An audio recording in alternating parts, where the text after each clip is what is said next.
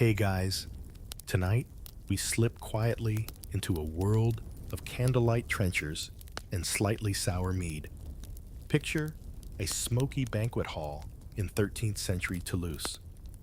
You shuffle in, nearly tripping over someone's hunting dog snoozing beneath the table. The room's alive with the clink of goblets' soft lute music and a sea of sideways glances.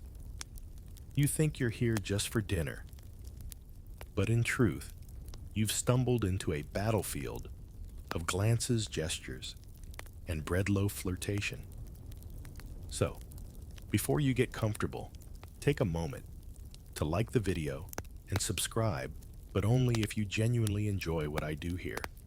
And hey, if you're listening from somewhere unusual, drop your location and local time in the comments. I love knowing where in the world you're falling asleep from. Now dim the lights, maybe turn on a fan for that soft background hum, and let's ease into tonight's journey together. You find a spot on the long wooden bench, squished between a merchant's sullen son and a woman whose wimple seems to double as a satellite dish. The table is cluttered with trenchers, thick slabs of stale bread acting as plates, and roasted meats that smell far better than they look. But your eyes aren't on the food. They're on the woman across from you who just reached for the same pot of spiced pears. Her pinky brushed yours. In a medieval world without dating apps or even proper surnames, a feast was prime flirting real estate. Seating was semi-random, depending on your status, but once planted, people took subtle liberties. A shared trencher, scandalous. An extra slice of duck passed your way. Practically a proposal. You fumble a chunk of goat cheese, nervously watching the exchange of favors around the hall. That nobleman offers a lady an orange, an exotic, wildly expensive fruit. She accepts, peels it with alarming sensuality, and returns only half. He beams. You suspect he'll write a sonnet about it later. This isn't just dinner, it's theater. A coded pageant where every gesture counts. The way you tear your bread, whether you refill someone's goblet, how long you dare hold a gaze across the table before looking away. Spoiler, 3 seconds is suggestive, 5 is practically a marriage proposal, and more than that. Well, better make sure the priest's asleep. Flirtation here is bounded by etiquette and class. Nobles operate under different rules than the servants hustling behind them. While the lady across the table might flutter a fan or drop a handkerchief, the kitchen boy just winked at the brewer's daughter by the bread cart and got a nod in return. You're witnessing multiple mating rituals in action, layered and class-specific. Some things never change. Bread-based social interaction, for instance. You notice that salt is passed with a little bow. That matters. Salt was a symbol of hospitality and trust. Passing it to someone first. It says, I see you, even if your mouth just says here. Suddenly, a jester flops into the center of the room, blurting out some nonsense in rhyme. He's lewd, but he's got an uncanny knack for pointing out who's eyeing whom. You glance at your new table mates. The merchant's son has gone beet red. Across the table, the wimple woman just grinned. There's a story there. You reach for a plum. Your hand brushes someone else's. Again, same woman. This time she doesn't pull away. Here's the thing. Courtship in these spaces wasn't about explicit conversation. It was about being seen, being guessed at. Silence held more weight than words. People talked with gestures, food posture. Flirtation was ambient, unspoken. It was in the way someone offered you a fig, or the slow tilt of a head to listen closer. Historians still argue whether these cues were truly intentional or if we're just reading too much into it. But one thing's for sure, everyone watched everyone else. A dog barks, a cup spills, the moment is gone. But it lingers in that way quiet things do. You catch her eyes again, and this time she smiles. Not the wide, toothy grin of modern flirtation, but the shy kind, the sort that belonged to a time when a glance had weight, when affection had to sneak in through the cracks of etiquette. And suddenly, you feel like a guest, not just at a feast, but at a centuries-old flirtation ballet, timed to lute music and veiled glances, not swipes or likes. You wake up the next morning, figuratively, of course, still wondering if that smile meant anything. But today, you're not at a banquet. You've been whisked into a world of ideals, riddles, and rules, so elaborate that even modern dating apps seem straightforward by comparison. Welcome to the perplexing universe of courtly love. You're in a grand courtyard of a noble estate. Ivy curls around carved stone. The fountain bubbles softly, and somewhere a bard plucks a harp string with unnecessary drama. A knight stands beneath a window, gazing up at a noblewoman who is doing an excellent impression of not noticing him. You, meanwhile, are trying to decipher why no one is talking like a normal person. Here's the thing. Flirting among the nobility wasn't about saying what you felt. That would be vulgar. Instead, it involved poetry, impossible tests of loyalty, and a dizzying amount of emotional restraint. The goal wasn't to win someone's love. It was to suffer exquisitely in its pursuit. Think of it as medieval emotional masochism with extra sonnets. The knight below the window doesn't expect to marry the lady inside. She's likely married already, and besides, courtly love forbade such practicality. The ideal was a spiritual affection, deeply felt, dramatically expressed, and entirely chaste. Allegedly, historians still argue whether most courtly relationships remained unconsummated, or if all that poetic repression eventually boiled over behind the tapestry. But the texts, oh, the texts, insist that love should elevate the soul, not satisfy the body. You try to play along. You pen a few lines of verse. Something about her eyes being brighter than the torchlight in the hall. You leave it discreetly on the table near the chapel. It's risky. Her steward might find it, but risk is half the thrill. She replies, sort of. The next morning, the chapel candles are arranged in a heart. Or maybe that's just your imagination. With courtly love, it's hard to know.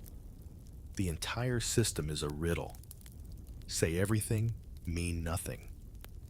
Mean everything, say nothing. Some ladies took pride in being cruel, not unkind. Mind you, just withholding, as was fashionable. They were called dames sans merci, women without mercy. Their lovers pined and wasted away dramatically. You hear one knight once vowed not to sleep until his lady smiled at him. He lasted 3 days and then fainted during a tournament. His squire said it was heat stroke. You suspect love sickness. If this all sounds exhausting, that's because it was. But it was also the highest form of cultural prestige. To be in love in this specifically poetic, noble, and tragically unrequited way was seen as virtuous, dangerous even, a kind of madness that made one nobler. Of course, not everyone followed the rules. A few troubadours got a little too literal, and some noble ladies like to test the boundaries. There are poems with double meanings so filthy you could fry an egg on them. One famous lyric refers to plucking the flower, and let's just say nobody was gardening. You look around the courtyard. Lovers pass secret notes in Latin using metaphor upon metaphor. A falcon left untethered. A rose not yet in bloom. A cup spilled too soon. It's beautiful, maddening, and somehow more emotionally intense than anything you've ever seen on a dating show. The knight by the window is still there. He hasn't spoken. He doesn't need to. His posture says everything. Longing loyalty and mild dehydration. The lady glances down and drops a handkerchief. He doesn't touch it. That would be too forward.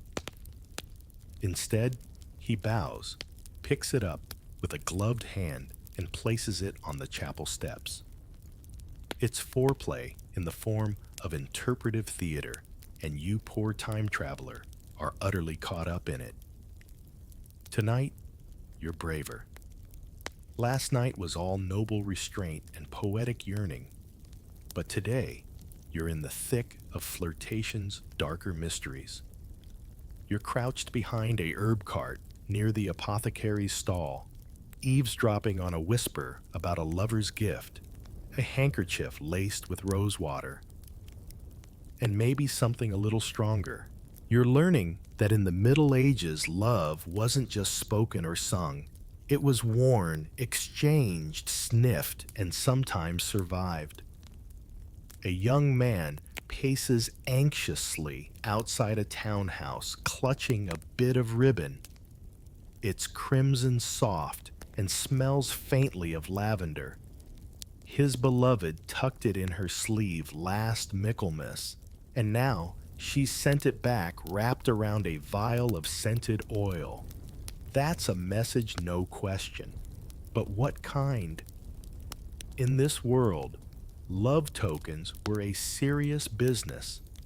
Women sent ribbons, embroidered sleeves, even locks of hair. Men offered feathers from a falcon, buttons from their tunic, or more daringly, a bit of bone carved into a heart. But with every gift came a gamble. Scented sachets could hide more than affection. You drift past the apothecary's open shutters. Shelves spill with dried herbs, colored glass bottles, and bundles of curious roots. The old woman behind the counter is grinding something with theatrical vigor. Love powder, she says, half winking. Or a rash. Depends who you ask. This isn't just folklore. Historical records show that medieval people used real substances in attempts to attract or enchant lovers. Aphrodisiacs, herbal sachets, sometimes even trace amounts of less savory things. A touch of blood, a flake of skin. One Italian recipe called for powdered frog bones. Historians still argue whether these concoctions were sincerely believed to work or served more as romantic theater, like the rosewater-drenched handkerchief now gently steaming in the sun. A young woman buys dried basil and a suspiciously shaped root. You pretend not to notice. She drops a small pouch into her sleeve, murmurs something about ensuring loyalty, and vanishes down an alley. Back on the main road, someone flirts with you outright. He's grinning, missing one tooth, and smells strongly of sage. He presses a coin into your hand, not for buying anything, but to say he likes your eyes. The coin's old, worn, and rubbed smooth with meaning. Across the square, another couple plays it cooler. He's pretending to fix his cloak clasp, exposing a silver brooch in the shape of a heart.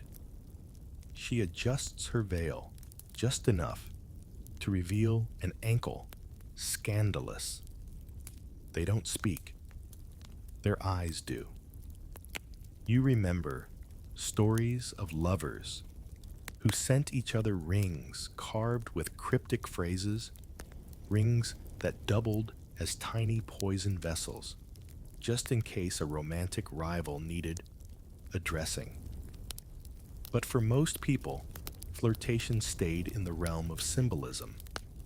A gifted glove, a posy of violets, a small loaf of bread, carefully salted. Tonight, you're given a gift yourself. A sprig of rosemary, tied with red thread. It's old magic, this. Rosemary for remembrance. Red thread for fate. The person who gave it to you didn't say a word, and now you can't stop thinking about them. You duck into the cool hush of a stone-walled chapel, hoping to escape the sticky gossip of the marketplace. But as it turns out, the monastery isn't any quieter when it comes to matters of the heart. You slip into a back pew and almost sit on a folded scrap of parchment tucked between the psalms. This one reads, "My soul sings for thee, even when thy voice is but a whisper in prayer." You're not sure if it's meant for God or someone in the third row. Welcome to the clandestine courtships of cloisters and choir stalls. Tonight, we explore how flirtation managed to sneak into even the most sacred corners of the medieval world, hidden in hymnals scribbled in margins and murmured beneath the ringing of bells. Monasteries weren't quite the sealed-off temples of purity we imagine. Sure, monks and nuns took vows of chastity, but human nature isn't known for its compliance. In the medieval world full of enforced silence and cloaked bodies left a lot of room for the imagination. A novice nun walks past you. Her eyes flick sideways, her hands clutching a tiny velvet pouch. Inside, a walnut shell hollowed out and filled with petals. Or a note. Maybe both. You wander past the scriptorium where monks illuminate sacred texts, but sometimes slip in extra flourishes. Marginalia, they call it. And in some corners, those margins got cheeky. Doodles of lovers kissing a nun riding a fish, a monk mooning a bishop. Historians still argue whether these were acts of rebellion, boredom, or coded flirtation. One monk, Brother Ulrich, was known for slipping small verses into the margins of psalters. Not about God. About someone with honey-colored eyes who smelled of barley and wore the color russet. Rumors say it was a brewer's daughter. Others whisper it was Sister Amara from the convent 2 towns over. There's a tale quietly told of a monk and nun who exchanged letters by hiding them inside hollowed-out wax candles sent as gifts. Another involved a shared book of saints where each lover would underline a different phrase every week, building a message over months. It took them 6 weeks just to say, "I wish to see thee." You leaf through a hymnal and find that someone's carefully pricked tiny holes into the page, forming the shape of a heart when held up to the light. Subtle, risky, deeply romantic. Of course, not every love story ended in sweetness. A certain abbess once exiled 3 nuns for composing overly suggestive psalm parodies. One rhyme compared the Lord's embrace to being wrapped in warm bread dough. Honestly, not the worst metaphor. But most of these flirtations stayed just on the edge of possibility, never crossing fully into scandal. The thrill was in the secrecy, in seeing someone across the cloister and knowing they'd read the same margin note, felt the same longing. And sometimes, flirtation wasn't even aimed at another person. It could be about longing itself, a spiritual, aching desire dressed up as love for the divine. Mystics, like Hadewijk of Brabant, wrote erotic poetry about union with God that could easily be mistaken for romantic yearning. It's a blurry line, and that's the point. You sit again in the quiet of the chapel. A breeze stirs a loose page on the lectern. There's a symbol on it, two clasped hands drawn in ink, so fine it barely shows in the candlelight. No name, no signature, just a promise. In the hush that follows it. It's market day in a muddy little village, and your feet are already soaked from a puddle that smells suspiciously like turnips and goat.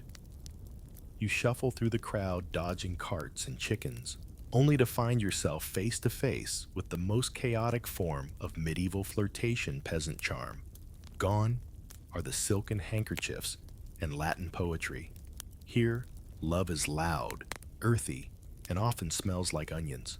A young man elbows his friend and nods toward a girl carrying a bucket of eels.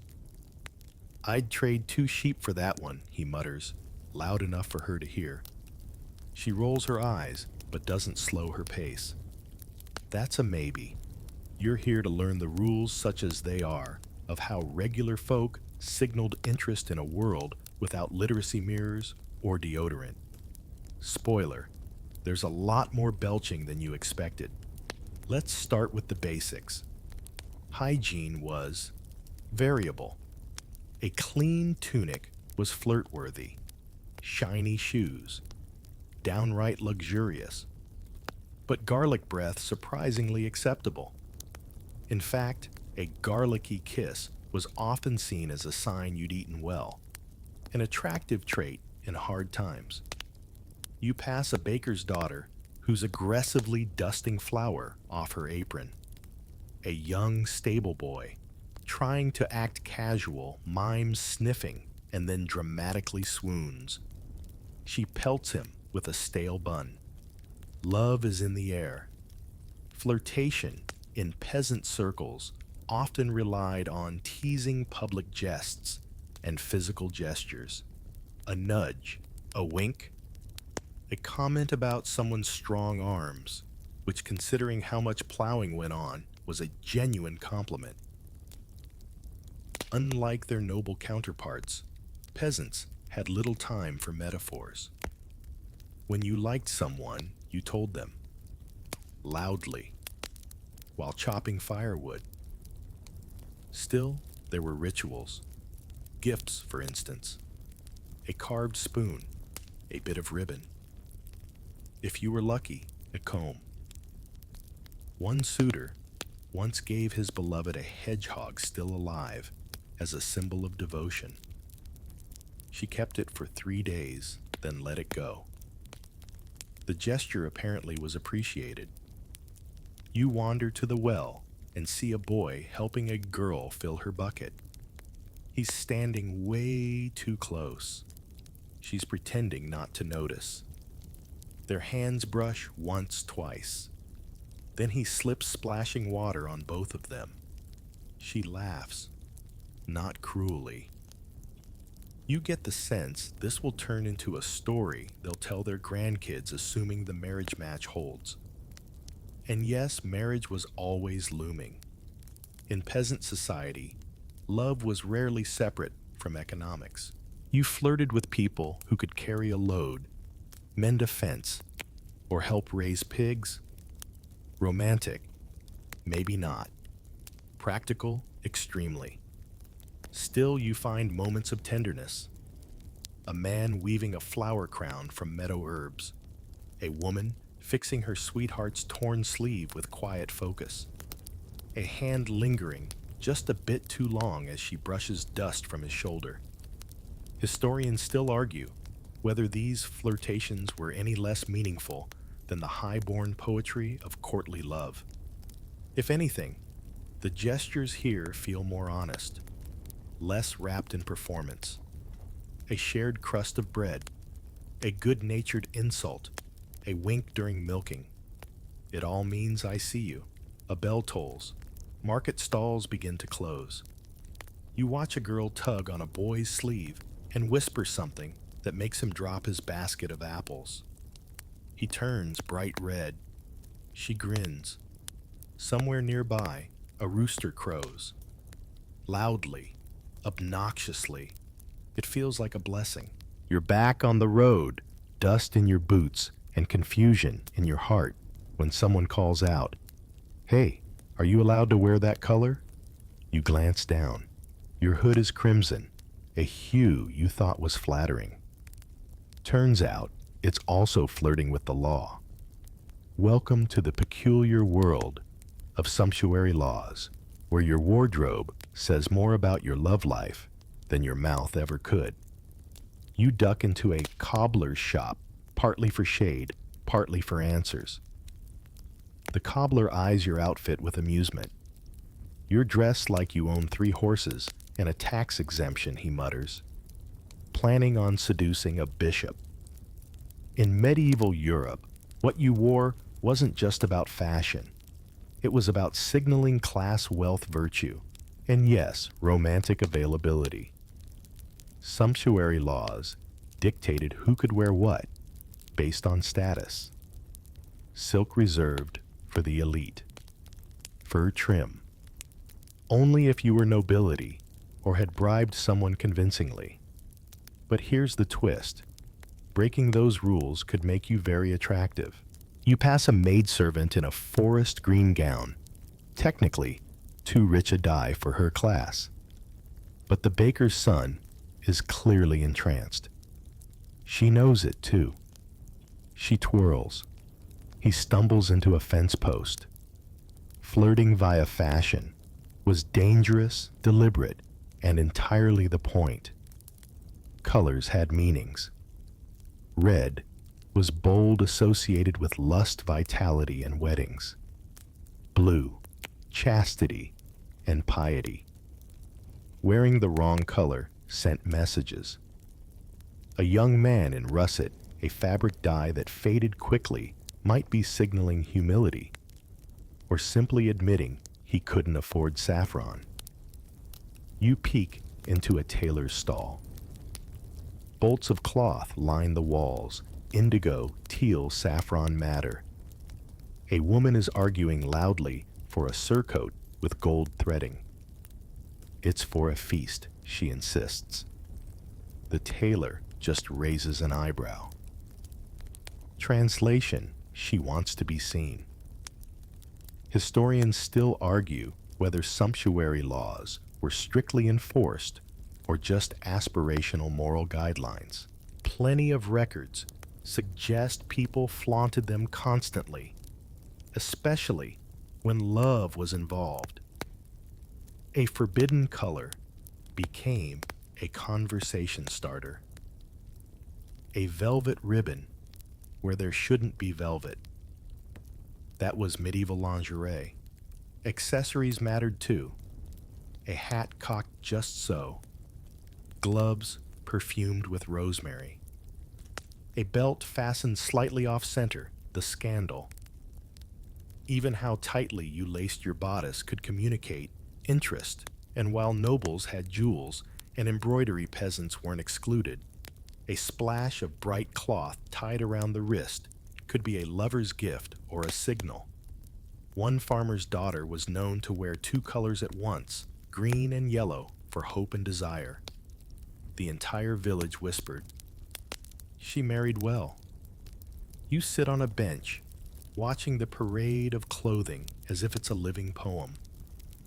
A man in a too fancy doublet flirts with disaster and a merchant's daughter. A widow in violet mourning, but barely walks slowly past a widower in gray. They don't speak, but they do glance.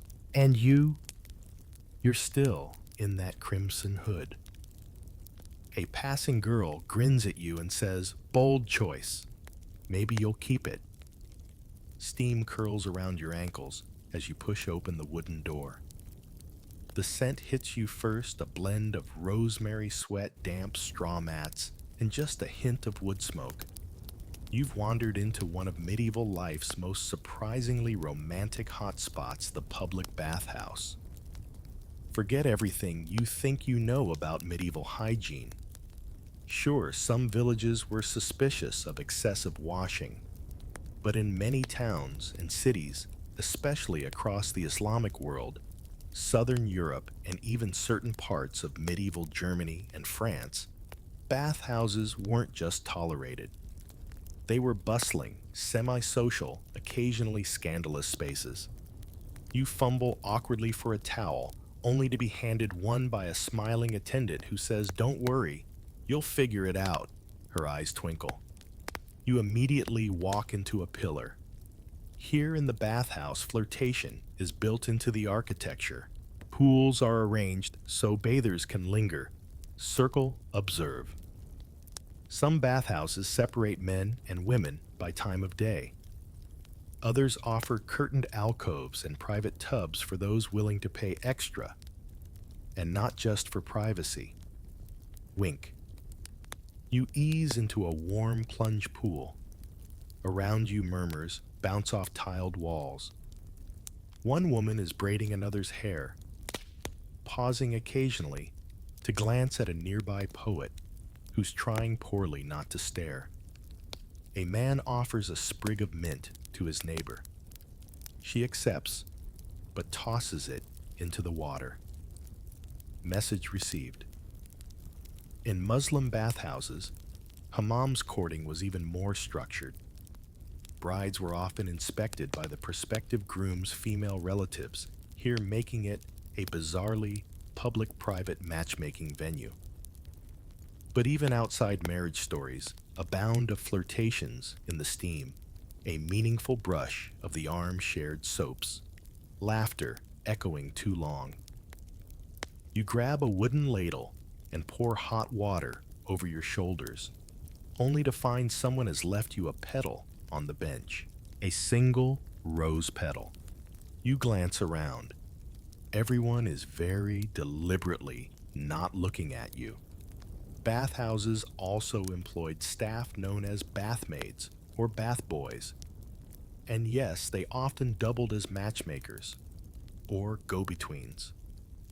Want to pass a message? They do it for a fee. Some offered song massage or personal drying services. Again, wink.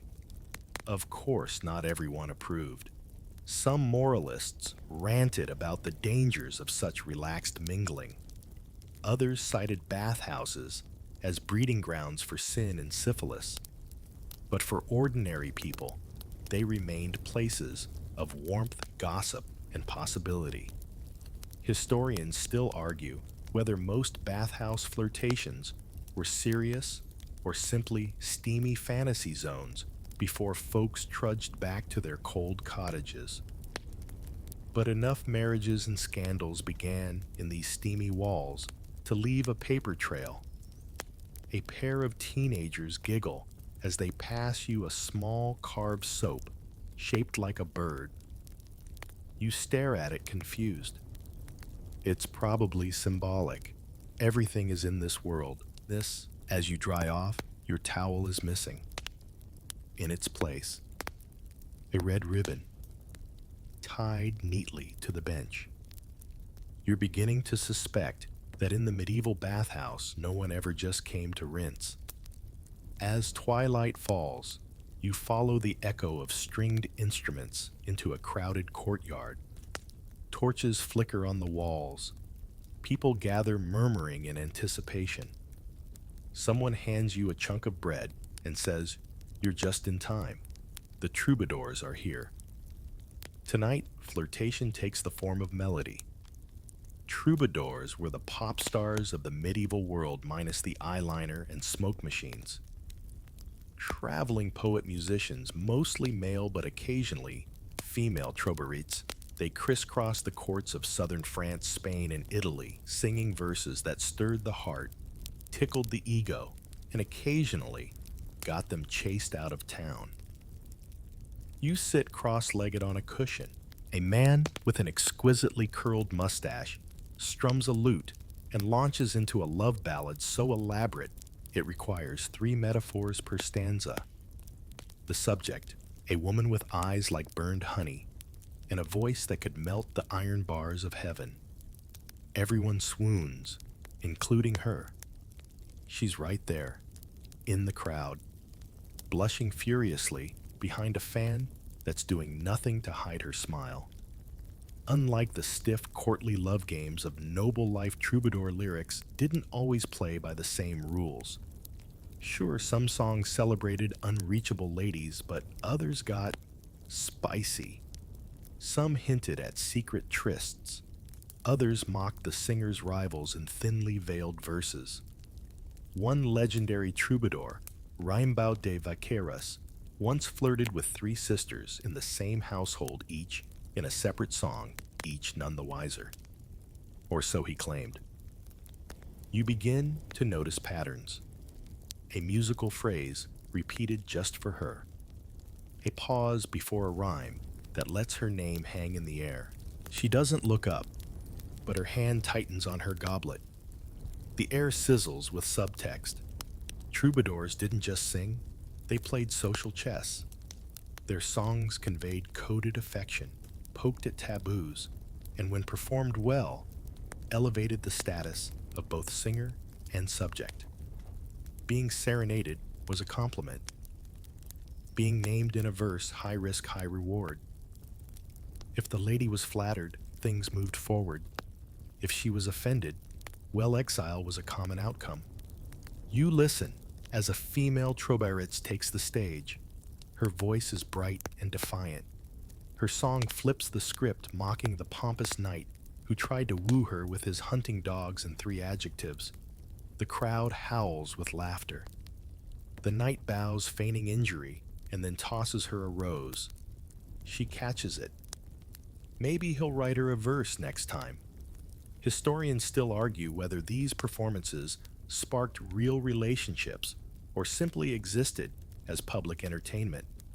But many accounts suggest that music was a gateway, a safe way to express feelings too bold for everyday conversation.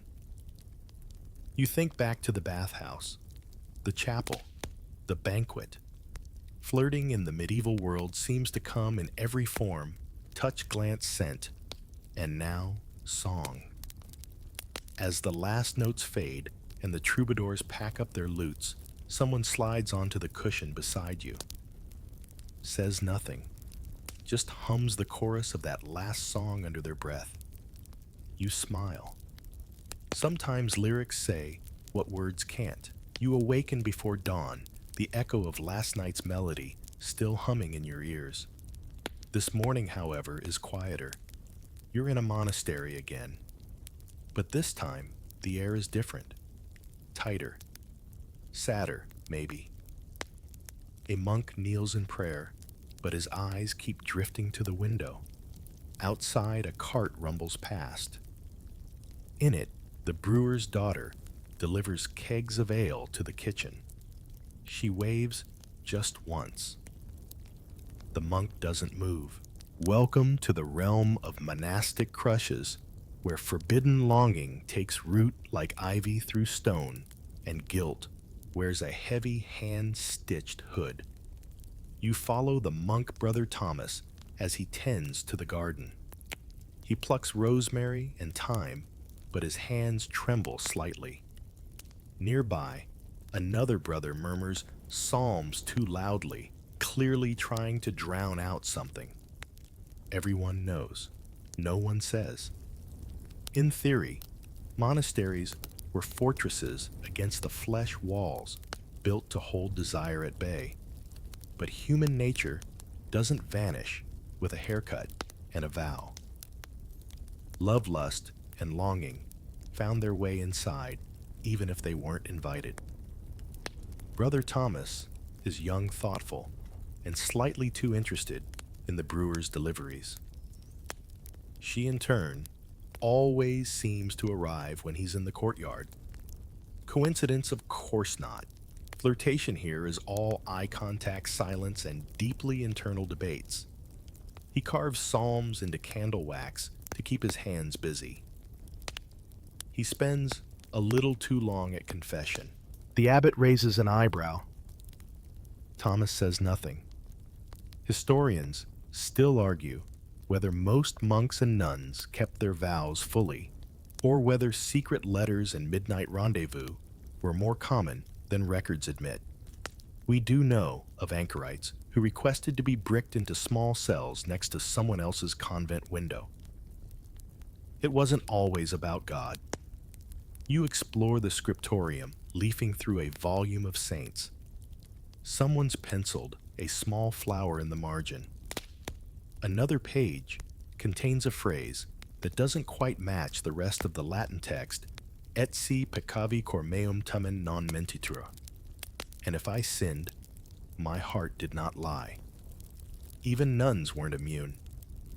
One convent kept mysteriously running out of ink until the prioress discovered that two sisters had been writing daily poems to a traveling friar. The punishment, more fasting. The outcome, uncertain. You find Brother Thomas again, this time in the orchard. He's carving something into the bark of a tree, lightly, hesitantly. A single letter E. When he sees you, he wipes it away with his sleeve, but too late. Later that day, you overhear two monks whispering. He must confess soon, one says, before it blooms into something worse. But when you look at Thomas, you don't see sin. You see ache, the kind that builds quietly until it hums under the skin. Love in the monastery isn't shouted or sung. It's folded neatly into pockets, baked into loaves, scribbled in code. It is more than anything survived. You watch as the brewer's daughter leaves again cartwheels, bumping softly over stone. Thomas doesn't wave, but he closes his eyes and smiles just for a second. It's market day again, but this time, you're not just wandering. You're shopping with a purpose, because today, we plunge into the chattering, clucking, cabbage-laden chaos of medieval market day courtship, where flirtation is as common as turnips and twice as awkward. The sun's not even up properly, and already the square is pulsing with life. Pigs squeal, chickens negotiate escape. People barter loudly over eels, apples, and questionable cheeses. You're jostled between a fishmonger and a man selling pewter spoons. The romance, immediate. Your first encounter is at the linen stall. A girl is thumbing through rough-spun kerchiefs when a boy sidles up and asks, "Wouldst thy fair brow wear this shade of green?" She looks up confused, then smirks. "Wouldst thy tongue ever speak plain?" He buys the kerchief anyway. Love, or something like it, is brewing. In villages and small towns, the weekly market was more than just a supply run. It was the medieval version of a singles mixer. Farmers came in from outlying hamlets. Young folk wore their best, simple tunics, brushed clean boots, freshly oiled hair, combed with more intention than usual. This wasn't just commerce. It was theater. You pass a stall where a butcher's apprentice is flexing suspiciously while lifting sides of meat. A milkmaid nearby accidentally drops a pail and bends very slowly to retrieve it. Coincidence? You know better by now. Market flirtation came in many forms. The direct, your smile's brighter than a brass candlestick. The practical, I'll throw in an extra apple if you share it with me. And the seasonal fancy, a walk by the barley field after the third bell. Timing was everything. Ask too early, you're overeager. Too late, they're walking off with the Thatcher's son. Sometimes it involved competitive shopping. A suitor might buy out all the ribbon at a stall just so no one else could offer it. Or he might sneak a bunch of violets into a girl's basket while she's distracted. She'd find them later, smile, and maybe, just maybe, sit beside him at the ale tent. Ale tents, by the way, were hotbeds of flirtation. After a few mugs, tongues loosened, cheeks flushed, and declarations got bolder. "If I were a goat," one shepherd once said, "I'd choose your pasture." It worked. They were married 3 weeks later. You watch a young man try and fail to impress a girl by wrestling a goose. The goose wins. The girl laughs. He grins despite the peck mark on his neck. Later, you see them sharing a meat pie under a cart. True love. Historians still argue whether market flirtations led to serious relationships or were just light-hearted escapes from daily grind. But records do show that many couples met during market festivities, especially during seasonal fairs, which included music dancing and the ever-risky apple toss. Ah, the apple toss. You witness it firsthand. A girl lobs a small apple at a boy's chest. If he catches it and takes a bite, he's interested. If he throws it back, he's not. If he eats the whole thing core, and all, he's probably showing off. One lad chokes slightly, then bows. The crowd cheers. In some areas, market flirtation included love riddles, rhymed questions asked with a wink and answered with a blush. What flies without wings, touches without hands, and leaves hearts sore? One boy asks. The girl rolls her eyes. Thy breath after garlic. He bows, as though vanquished. You spot a more serious scene in a quieter corner. A woodcutter offers a girl a small wooden token, his maker's mark carved into it. She fingers it gently, then tucks it into her apron. No words, just meaning. Perhaps they've been trading glances for months. Perhaps this was the final step before the banns. And not all flirtation ends sweetly. You overhear a spat near the honey vendor. A jilted boy returns the ribbon he was given last Lammas Day, only to have it shoved into a beehive. She walks off. He yelps. The lesson: never flirt near bees. You wander through stalls of herbs dyed wool tin trinkets. Everyone seems to be watching everyone else but pretending not to. Eye contact is currency. Posture is performance. A slow saunter means confidence. A nervous fidget. Adorable. Maybe. There's an old superstition that if you meet someone's eyes across a stall of eggs and both of you touch the same egg at once, you'll marry by spring. You test it out deliberately, eyeing someone near the poultry. You both reach for an egg. Your fingers brush. He laughs, surprised. You back away, pretending to check the price of onions. As the sun climbs higher, baskets fill, flirts fade into farewells, and the square begins to empty. You watch couples walk home together, some chatting, others in companionable silence. Some not yet couples, just possibilities lingering, like the scent of roasted chestnuts in the air. Someone taps your shoulder. You turn. It's the egg guy. He hands you a small pouch of candied fennel. It's not a goose, he says, but it's a start. You take it, smile, and feel something shift gently, hopefully like the beginning of a new market day story. Night falls, and with it comes music.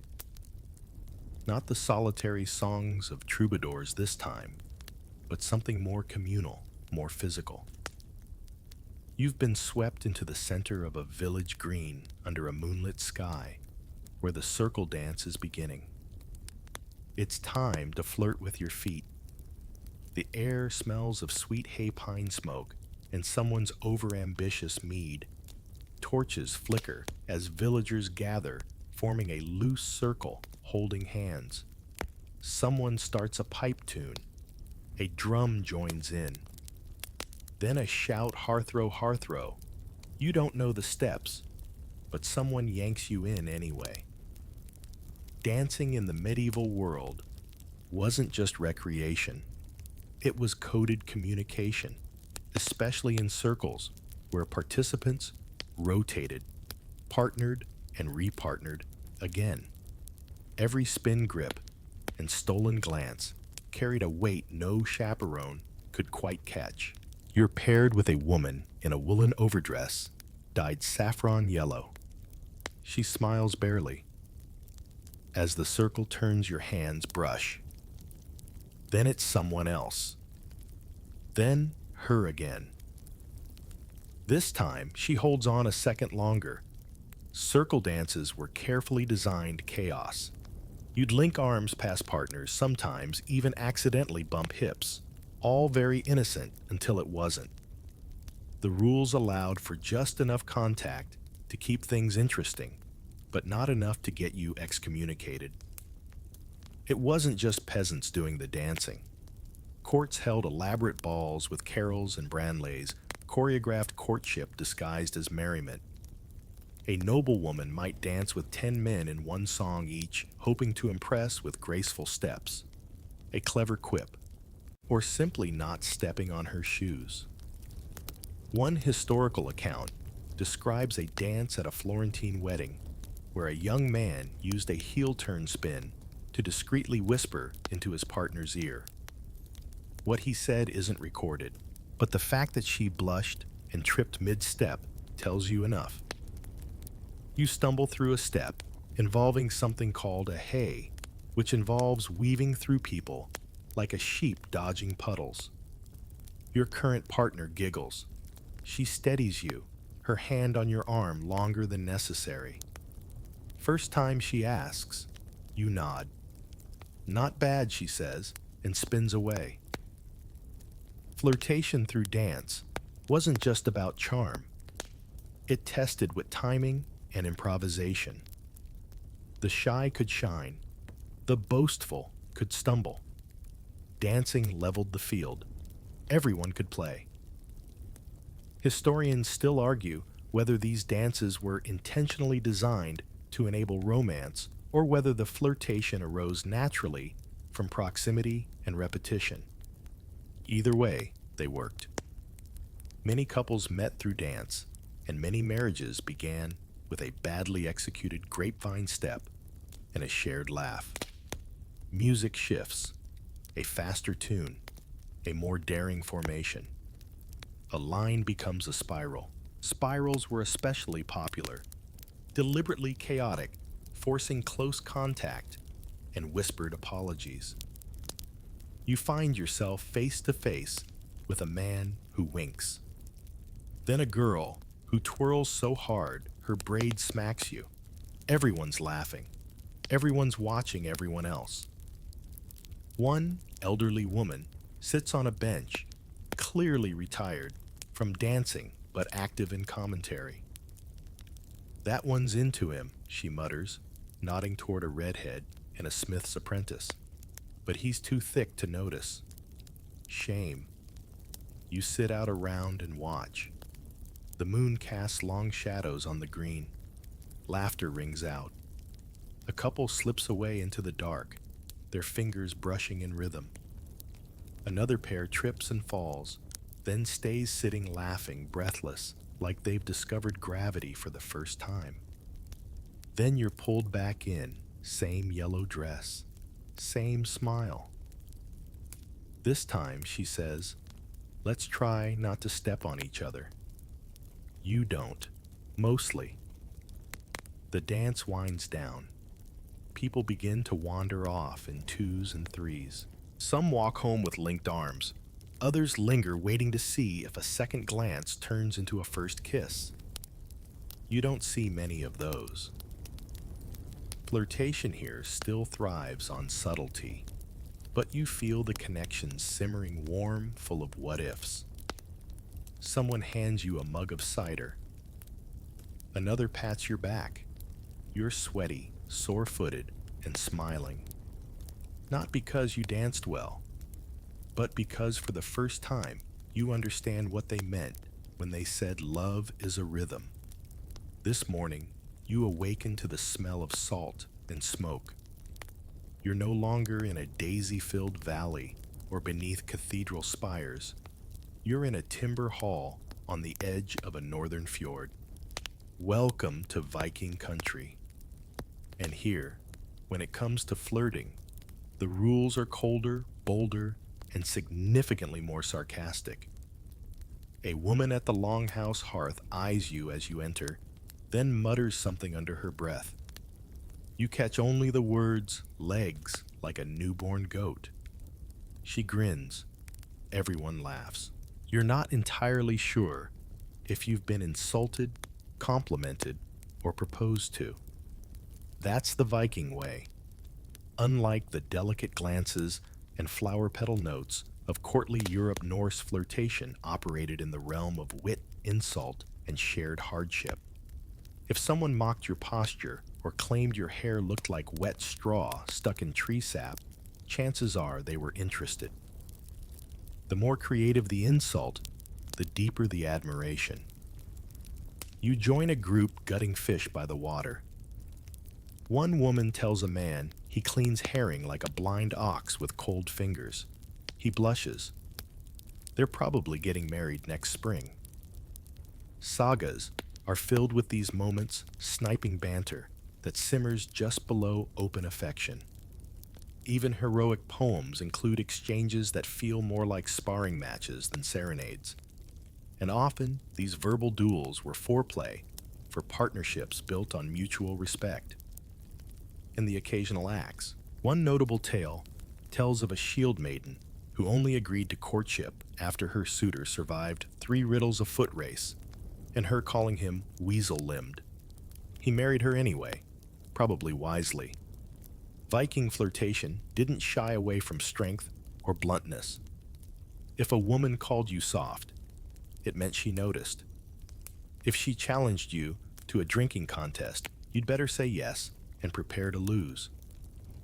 Romantic gestures included helping with haying, braiding fishing nets, and the occasional carved bone token engraved with your initials and a crude joke.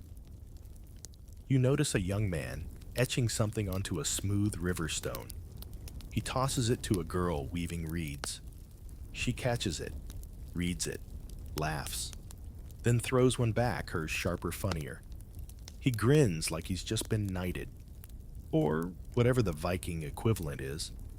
Historians still argue how much of Norse romantic culture was sincere versus stylized storytelling. But evidence suggests flirtation among Scandinavians favored resilience, intellect, and the kind of humor forged in cold winters and cramped boats.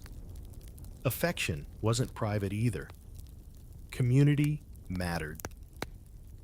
If someone flirted too boldly or too crudely, the elders might intervene, or the whole hall might roast them in song. You witness this firsthand as a man tries a particularly bad pun involving longships and sheep. The room groans. A bard immediately turns it into a chant. He'll never live it down. But when flirting went well, it was celebrated, toasted, even immortalized.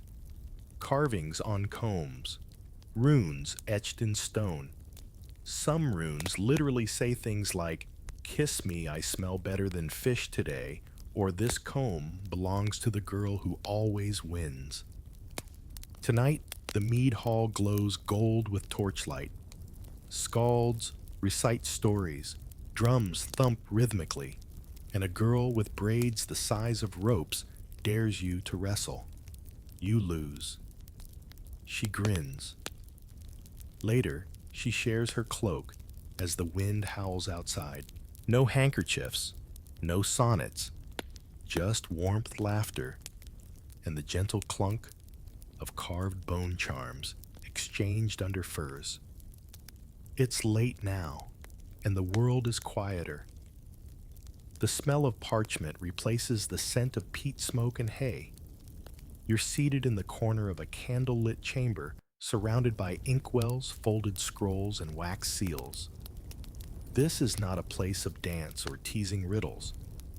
This is a place of letters and code where flirtation travels through hidden alphabets and Latin verses more dangerous than daggers. Across from you, a young clerk dips a quill and writes carefully, every stroke deliberate. You peek, the words are in plain French, but every third word seems off. The goose soars at midnight. You blink. He catches your confusion, grins, and slides over a second paper a key. A love cipher. Welcome to one of the cleverest and riskiest forms of medieval flirtation. In a world where marriages were arranged, where spoken affection might be overheard by a steward, or a suspicious aunt writing became the safest way to say the unsayable. That is, if you knew how to hide it. The first code you encounter is a simple acrostic. The first letter of every line spells out Beatrice, sweet subtle. Then another more advanced numeric substitutions, Latin abbreviations, symbols for vowels. One message ends with a doodle of a bird in flight. Come soon, it says if you know how to read it. Courtiers developed entire private languages with their lovers' shared phrases, invented alphabets, coded flowers. One noblewoman reportedly corresponded with 3 suitors simultaneously, using a different ink color for each. She was eventually caught, but only because her dog chewed one of the letters. Amateur move. You listen. As a messenger arrives a nervous boy with dust on his boots and a letter tucked beneath his belt. He doesn't speak, just bows, hands it over, and leaves. The recipient reads it silently, then presses it to her chest. Historians still argue how widespread this practice was. Some believe love ciphers were limited to the educated elite. Others think even minor scribes and apprentice monks used simple code tricks, rearranged verses, poetic metaphors to convey longing. You're handed a note. It reads, "My flame hides where ink cannot burn.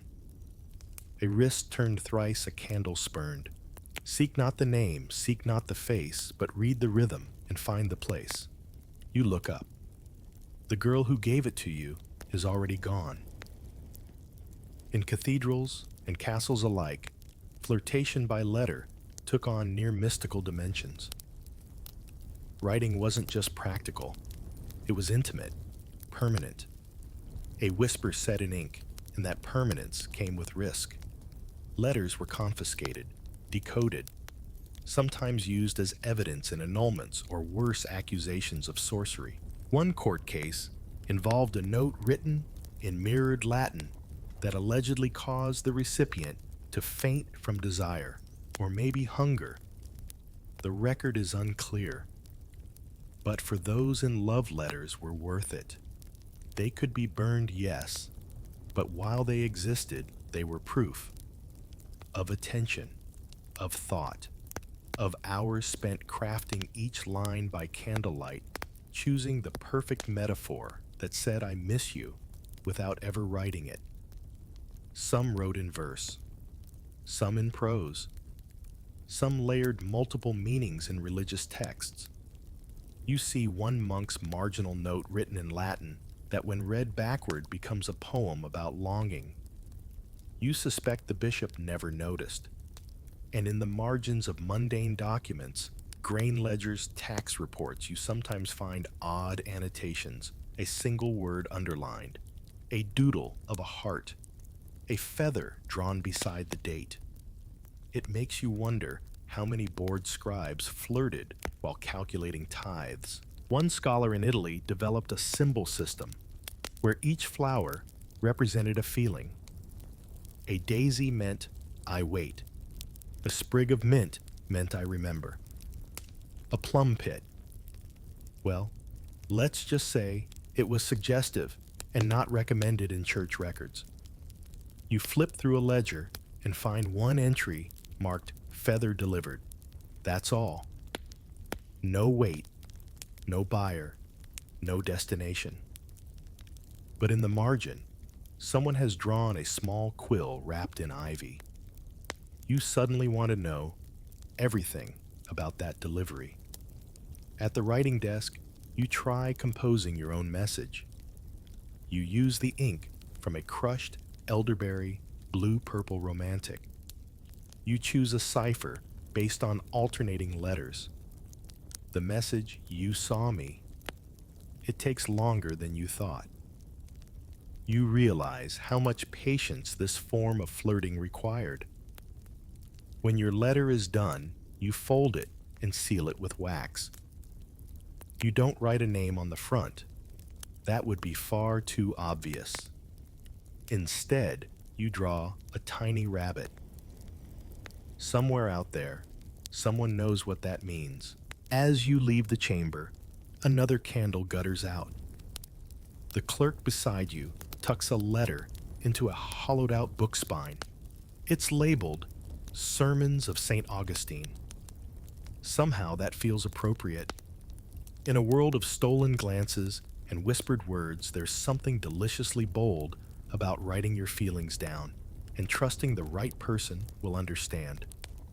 The candlelight flickers low as you step into the cathedral's side chapel, a hushed space of incense, polished stone, and uncomfortable wooden seats. But today, you're not here for prayer. You're here for gossip. Specifically, the juiciest kind medieval confessions, unsolicited flirtation, advice from clergy, and the accidentally romantic chaos that spills from the lips of people who think no one's listening. Seated behind the confessional screen is the bishop, dignified, slightly bored, and deeply familiar with the human tendency to complicate love. He nods you inside, and before you can speak, he sighs. If this is about kissing behind the grain cart again, I suggest switching carts. You realize quickly that this bishop has heard everything. In medieval society, the church had its fingers in everyone's love life. Literally, from banning cousin marriages to writing actual lists of what married couples could and couldn't do in bed. Answer: not much clergy served as moral referees, but they were also often unintentionally mediators of flirtation. Confession, that most sacred of rituals, doubled as a place where people unburdened themselves, sometimes about their hearts. A girl might confess that she looked too long at the blacksmith. A boy might mumble about dreams he had involving a shepherdess and some suspiciously poetic sheep metaphors. The priest listened, advised, occasionally scolded, and once in a while he flirted back. You overhear a whispered confession. "Forgive me, Father, for I envied her ankles." The bishop clears his throat. Ankles are mortal. The soul is eternal. Focus on that. But you see him glance down at someone's shoes later. Old habits. Clerical flirtation was a known problem. Despite vows of celibacy, priests were not immune to affection or temptation. Many maintained amixy, unofficial partners, sometimes for decades. One friar in Cologne was rumored to keep a coded list of his penitent favorites. Another wrote a hymn with suspiciously intimate lyrics about light in the garden after rain. Historians still argue whether these confessions were about sin affection or both. Some scholars suggest that medieval people treated the church less as a stern disciplinarian and more as a cosmic advice column, equal parts judgment and shoulder to cry on. You shuffle along the side aisle, watching a line of townsfolk waiting to unburden themselves. A butcher's wife whispers about dreams of a troubadour. A farmhand confesses envy of another man's beard, which his sweetheart prefers. A merchant asks whether buying perfume for his neighbor's daughter counts as adultery if he never gave it to her. The bishop just stares, but sometimes the clergy gave sincere advice. In one documented case, a priest suggested that a couple walk together more often under the fruit trees as a way to rebuild affection. Another told a wife to sing to her husband and again, as in their first year, which honestly wouldn't be bad advice today. Still, there were darker moments. One young novice in Paris confessed to writing romantic verses and hiding them in the garden. The bishop declared him sick with vanity and moon thought. The boy was sent to a monastery in the Alps, his poems preserved by the abbess. They were good, and not all flirtation came through confessionals. Sometimes it happened right in the pews, a shared hymnal, a brush of hands during a blessing. One well-documented scandal involved two choir members passing notes during Mass, using the folds of their robes like secret pockets. The notes were discovered. The punishment, they had to sing a duet in front of the whole congregation. The bishop later said it was the best harmony he'd heard all year. You sit on a bench near the apse. Two old women are whispering behind you. One says he brought her a pear wrapped in linen, said it reminded him of her laugh. The other snorts, he's a tanner, he's smelled too many hides. That wasn't a flirt, it was a warning. You can't stop laughing. The bishop shuffles past you, still muttering about grain carts. A young couple walks in awkwardly, holding hands. They separate quickly at the altar, but keep glancing at each other during the sermon. The boy kneels extra long during prayer. The girl drops her rosary, and he picks it up like he's just slain a dragon. Everyone pretends not to notice. No one is fooled. Even the stained glass windows seem to glow with a bit of mischief tonight. There's something strangely comforting in all of it. The mix of solemnity and silliness. The fact that even in spaces meant for silence and soul-searching flirtation finds a way, softly, sweetly, occasionally awkwardly. Just like the rest of life. You light a candle before leaving. As the flame steadies, you remember something the bishop said to a shy girl earlier. If you feel warmth when he speaks, it may be love, or indigestion. Time will tell. Good advice. It's May Day morning, and the fields are already humming with life. Sunlight filters through new green leaves, dew clings to your boots, and someone is singing very off-key in the distance. You've arrived at the Maypole Festival, a celebration of spring fertility and flirting in full bloom. Villagers pour into the meadow dressed in their brightest tunics and best intentions. The air smells of fresh bread, crushed petals, and something vaguely alcoholic. Bunting flutters, sheep bleat in confusion. The maypole itself rises like a bright wooden spine at the center of the chaos, striped in color, circled in dance, and wrapped in more symbolism than you can shake a ribbon at.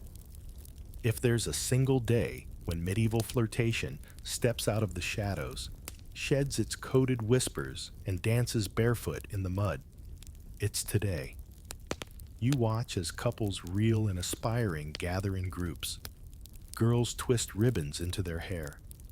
Boys try to look casually heroic while wrangling barrels. Someone shouts, "Save the cider for after the garland contest." No one listens. May Day was a sanctioned release valve. Overseen, yes, but only lightly. Priests turned a blind eye. Chaperones got distracted. And everyone knew that flirtation today didn't necessarily mean betrothal tomorrow, but it might. You see a girl tuck a daisy behind a boy's ear, and whispers something that makes him drop his basket. They both laugh. A child nearby announces they're going to kiss loudly enough to summon 5 ants. The couple vanishes into the crowd. The dancing begins. It's less formal than the courtly carols, more chaotic than the village circle dances. But the goal is the same: connect, twirl, collide romantically or otherwise. The maypole's ribbons crisscross like tangled destinies, and by the end of the dance, you've been hand in hand with at least 6 strangers and 1 goat. You're not judging. The goat was very polite. Songs drift through the air, some bawdy, some beautiful. One group sings in rounds, changing the lyrics just enough to fluster the baker's daughter. She flings a crust of bread at them, laughing. Flirtation here is touch and tone, but also ritual. You see a young man hand a girl a bouquet of yellow cowslips, flowers associated with youth and bashfulness. She plucks one and tucks it into his belt. No words, just approval. Games abound. In one, participants must lead their chosen partner blindfolded through a field of scattered garlands. It's about trust, someone says, and not walking into a fence. You watch a couple attempt at shouting contradictory directions the entire time. They end up in a ditch. They're still laughing when they climb out muddy, victorious, possibly engaged. Then comes the crown choosing. The May Queen is elected not for beauty, but for cheer. She chooses a May King from the dancers. They're crowned with wreaths and expected to be charming, not ruling. The symbolism is ancient fertility, balance, spring and bloom. But to everyone else, it's just a bit of fun and a perfect excuse to spend more time together. You overhear someone ask, "Will you walk with me to the stream after the feast?" That's serious. Post-feast walks are second only to shared cider as a signal of intent. As the day winds down, the meadow becomes littered with flower crowns, dropped shoes, and napping elders. Children chase each other with reeds. Dogs steal unattended pies. Couples drift to the edges of the green, speaking softly in the golden light. Historians still argue how much May Day flirtation turned into actual relationships. Some festivals were tightly supervised, others were less so. In certain parts of Europe, May Day night was famously known for greenwood marriages, informal pairings blessed by the moon, the maypole, and not much else. Some led to formal unions, others to raised eyebrows come midsummer. You lie back on a hill and watch the last ribbons dance in the breeze. The maypole stands half unwrapped, the dance long since over. You hear someone snoring under a cart. Someone else is singing a love ballad to a goose. It's hard to tell whether they're serious. It's May Day, that's the point. You glance down at your sleeve. There's a smudge of berry juice and the faint imprint of a flower petal. You didn't notice when someone tucked it there. You're not sure who did. But that's the charm of today. Everyone is open a little bolder, a little sillier, and a little softer. Today, flirtation isn't about riddles, codes, or quiet sighs in chapels. It's about laughter, color, mud dancing, and maybe not definitely, but maybe a kiss behind the hay cart. You leave the meadow, just as twilight begins to fall. The maypole leans slightly, like it's tired too. The last cider jug rolls gently down the hill. Somewhere, someone is still singing. You smile. You've survived the most flirtatious day of the medieval year. And more importantly, you've finally figured out what all those ribbons meant. But what happens when the ribbons are gone? When flirtation must whisper instead of laugh? When the stakes aren't just embarrassment, but exile? We step quietly into a very different corner of the medieval world. Not a meadow, but a stone-walled hospital. Not dancing, but distance. Yet somehow, in this place, that fear tried to silence love still found its voice. You're not a patient here. You're a visitor. You bring no lantern, just curiosity, and maybe a touch of unease. Because this isn't just any medieval place of healing. It's a leprosarium home to those society tried to forget, but whose hearts, oddly enough, never stopped writing. You probably won't survive this era. Not because of the disease itself, though sure, the odds aren't great, but because you'd never adjust to the quiet rules. You can't hug anyone. You can't share bread or brush shoulders. And yet, somehow, the language of longing hasn't died. Its changed shape sprouted new roots. Even in the shadow of stigma, love letters still flutter like candlelit moths.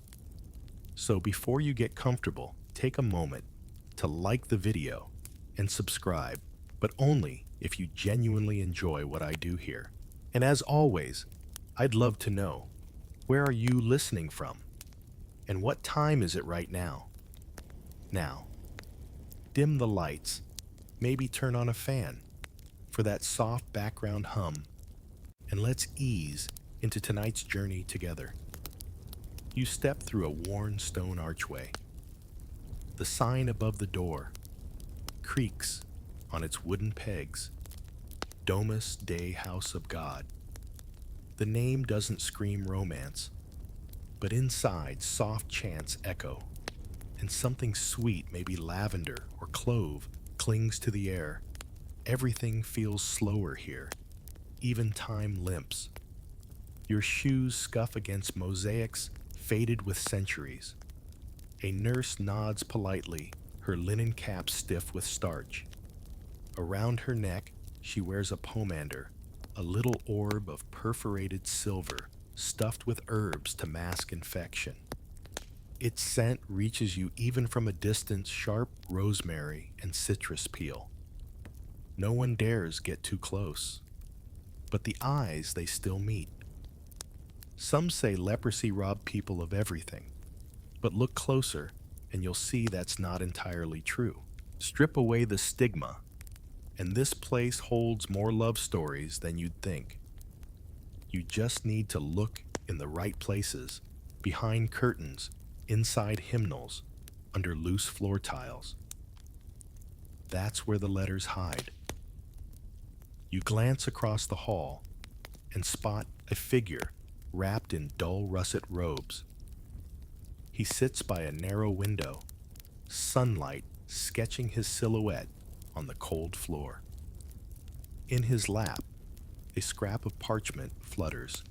No envelope, just folded thrice. His fingers don't quite grip it right. Some nerves are gone, but he's smiling, like it's the first warmth he's felt all day. He's not reading a letter. He's remembering one. The medieval world feared leprosy more than sin. Popes wrote bulls about it. Towns built walls for it. Even the healthy who visited these places had to burn their clothes afterward. But still, people fell in love. They flirted shyly, cleverly. Some would claim it was divine madness. Others, maybe you might just call it beautiful desperation. In the main courtyard, roses bloom in uneven clusters. Someone long ago tended this garden with love. You walk along the gravel, the sound strangely loud, as if even the stones don't know what to say. To your left, a low wall marks the edge of the compound. Beyond it lies the outside world, a bustling town that pretends this place doesn't exist. But someone scratched initials into the mortar, not a patient. The strokes are too fluid, too practiced. Perhaps a lover, a merchant's daughter, sneaking back here every market day just to see her leprous poet, as she secretly called him in her diary. You'd be surprised how many people wrote poetry in these places. The monks encouraged it. Idle minds turn to sin, they said, but when given a quill, those idle minds wrote aching sonnets and inked little drawings of wildflowers and locked hearts. They'd tuck these verses into hymnals, press them into herbal pouches, or wrap them around sweetmeats. Smuggled affections in sugared shells. Of course, not everyone inside these walls could write. Leprosy often took your fingers before it took your hope. So many dictated letters to scribes, sympathetic monks, or friends who owed a favor. Imagine that you sitting on a wooden stool, whispering your heart to someone with ink-stained hands and very little interest in romance. But still, you spoke. Still the letter found its way out. There's one account of a woman in 1271. Her name lost to time, who sent a glove embroidered with her family crest to a clerk in Rouen. No note, just the glove.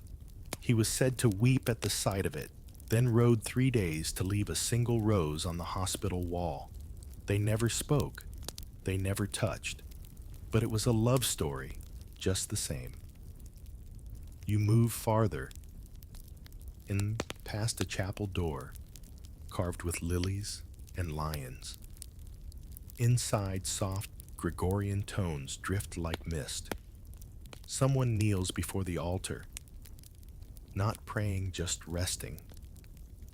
You wonder if they're waiting for someone, waiting for a glance, a note, a moment. Leprosy made people wait. Wait to be seen, to be heard, to be touched. It turned patience into a ritual and longing into a kind of liturgy. And yet so many chose to stay connected through letters, looks, or tokens smuggled under robes. You stop beside a window where the glass is too cloudy to see through. Someone scratched lines into the frame, 5 vertical, 1 diagonal. A count, perhaps of days, or letters, or stolen moments. You add your own line. The room darkens as a cloud passes. Somewhere in this building, a bell rings, slow, muffled. Not an alarm, just the sound of someone arriving or leaving. Or maybe just reminding the world that even here life goes on. You're standing at the edge of a wall, not towering, not fortified, but high enough to say, "Don't come closer." It's made of gray stone, patched and mossy in places, and you notice the curious thing first, not the structure itself, but the people lingering near it. On one side, the leprosarium, quiet, muted, scented with herbs and ash. On the other, the outskirts of the medieval town, its noise tamped down by distance, but still somehow bright barkers, hoofbeats, the occasional barking dog. Yet here, at the boundary, there's only silence, and every so often, a hand through a crack. Yes, this wall is where messages pass. It's not official, of course. The bishop would frown. The magistrates would draft a fresh set of ordinances banning correspondence through unsanitary methods. But people always find a way. A crack between 2 stones just wide enough for a folded note. A knotted cord dangling at twilight. A hollowed brick replaced daily. You see someone approach from the town side, a girl maybe 16 in a blue wimple and worn sandals. She looks both ways, checks the sun, then kneels. From her satchel, she pulls a square of fabric stitched at the corners with red thread. She whispers something into it. It's not clear whether it's a prayer, a poem, or simply the boy's name. She pushes it through a crevice. On the other side, someone's already waiting. You hear the quiet exhale of a sigh. They don't speak. They never do. Even sound can feel like contamination here, but the hand that receives the cloth lingers on it just a second too long, as if to remember the texture, then disappears. These are the whispers of the wall. There are rules here, of course. Some towns forbade the passing of food wine or even letters. Leper colonies were to be utterly isolated, their residents dead to the world, as one Latin edict grimly put it. But real people don't read decrees, they improvise, especially when hearts are involved. A friar walks past, eyes forward, pretending not to see the exchange. He knows. Everyone knows. But he also remembers being young once. He adjusts his hood, mutters a psalm, and lets the moment drift by. Nearby, a small niche carved into the wall holds a bowl. It's empty now, but at dusk, it often contains rosemary hyssop or even baked pears. Gifts. Some practical, some purely romantic. Historians still argue whether these exchanges were common or rare, but the traces show up across Europe.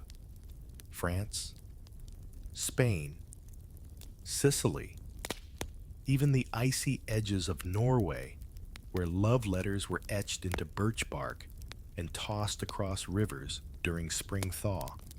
You keep walking along the boundary. It winds like a tired ribbon through the outskirts of town, never quite straight. Occasionally, you find graffiti hearts, names, crude jokes, scratched by visiting apprentices. One particularly elaborate carving shows two cloaked figures with halos holding hands across a brick parapet.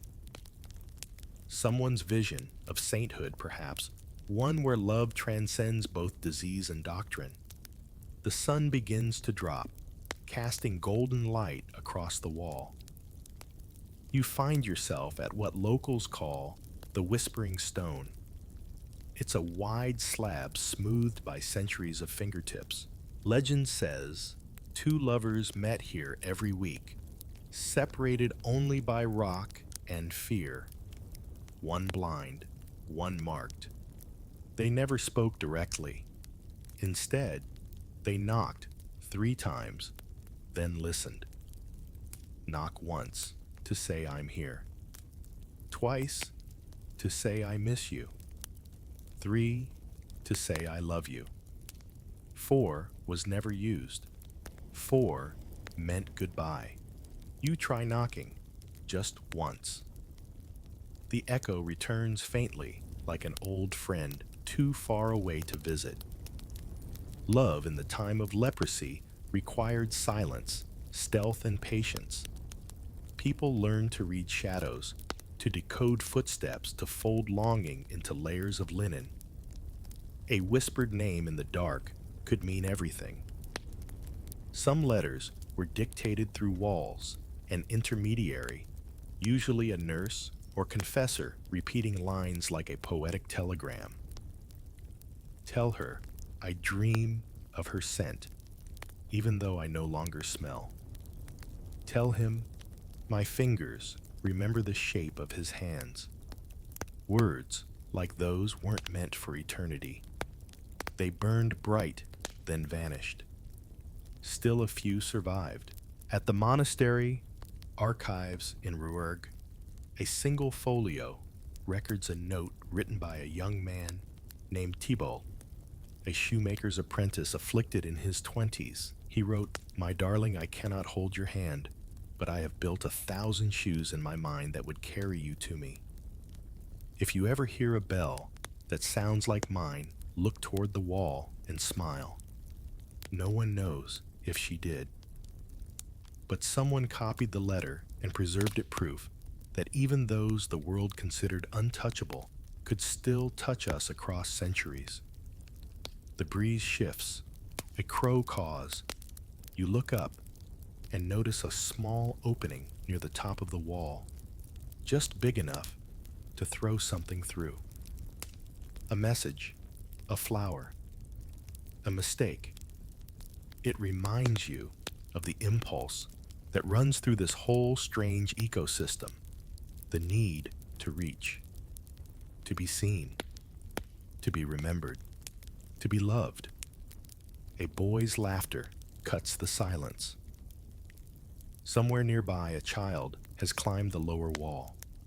A nurse yells, but not too harshly. Even here, joy has its place. It always has. You linger for a moment longer. The sun is lower now, shadows lengthening like sighs. You press your hand to the stone. It's still warm. Love doesn't always need words. But when words are all you have passed through, cracks whispered across thresholds, they become holy. You enter a scriptorium just after sunrise.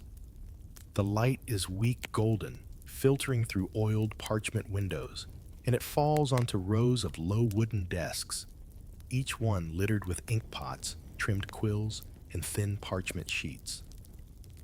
A monk in dusty beige robes looks up at you, then quickly back down, his lips mouthing words silently as he copies a psalm. But this isn't just a chamber of holy texts today. It's also a place where love is written. The man in the corner, hunched over a slightly larger table, is Brother Jacquet. He is unofficially a romantic scribe. His official duty is copying sermons and land deeds. But for 2 pennies or a fine plum, he'll pen your affections with far more grace than your damaged fingers could manage.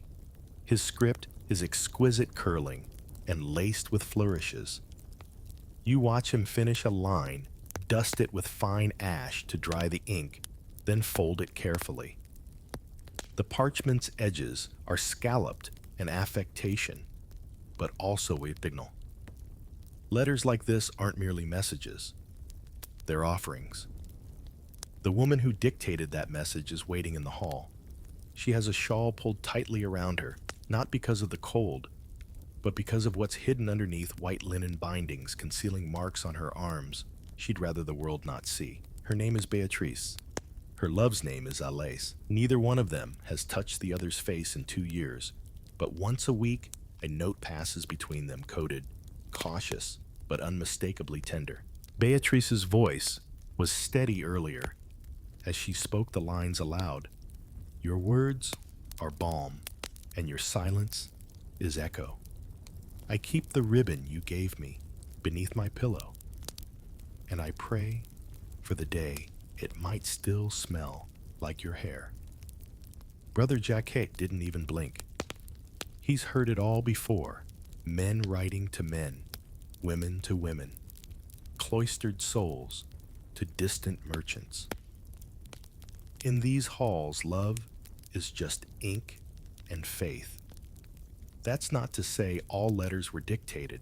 Some people insisted on writing themselves no matter how gnarled their fingers or trembling their hands.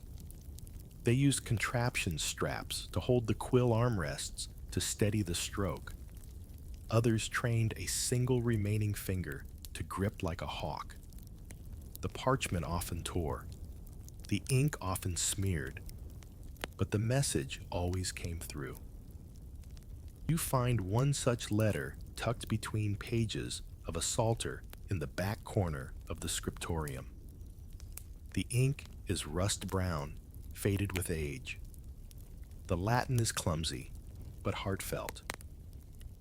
God sees me, even when my flesh fails. I hope you see me too. You once said I smelled like almonds. I hope I still do. The almond scent, it turns out, came from an infusion of orris root and vinegar, part hygiene, part ritual, part seduction. Scent mattered here in ways no modern love letter understands. Without the closeness of touch, lovers had to send pieces of themselves, a dried violet, a lock of hair, or a handkerchief dabbed in perfume. The use of proxy writers had its dangers. Not everyone could be trusted. There were cases where scribes inserted jokes, rude drawings, or misleading phrasing. A 14th century patient in Padua nearly caused a scandal when her love note to a friar included the phrase, "Thy lips are like altar cloths." She meant holy. The scribe meant soft. The friar was not amused. Still, most scribes took the job seriously. Some even grew fond of their subjects. Brother Jacquet, for example, often adds a secret flourish, 2 dots, and a curved line hidden within the last word of each letter he deems especially sincere. It's his version of Cupid's arrow, drawn not with a bow, but a nib. You watch him now as he begins another note. This time he murmurs the words aloud as he writes, "To my love, do not forget the sound of the fountain. When it trickles over the basin, it is my voice. When it freezes in winter, I wait." Outside in the herb courtyard, you hear that very fountain. It drips now, steady and cold. No one is nearby, yet you feel someone has listened. Quills in this era are made from goose feathers, trimmed and hardened by fire. Ink is an alchemy of iron gall wine, dregs oak bark, and sometimes rose water. The process stinks slightly, and the ink stains fingers for days, but it lasts for centuries.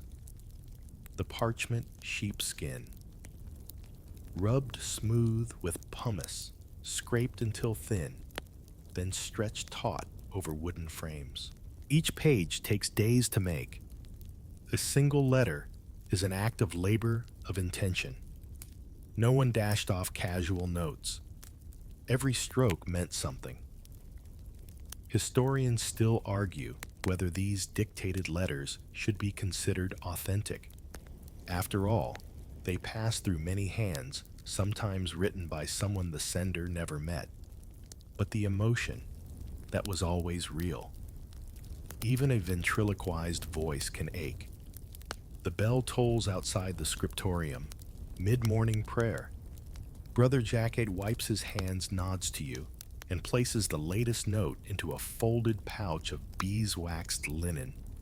It smells faintly of lavender.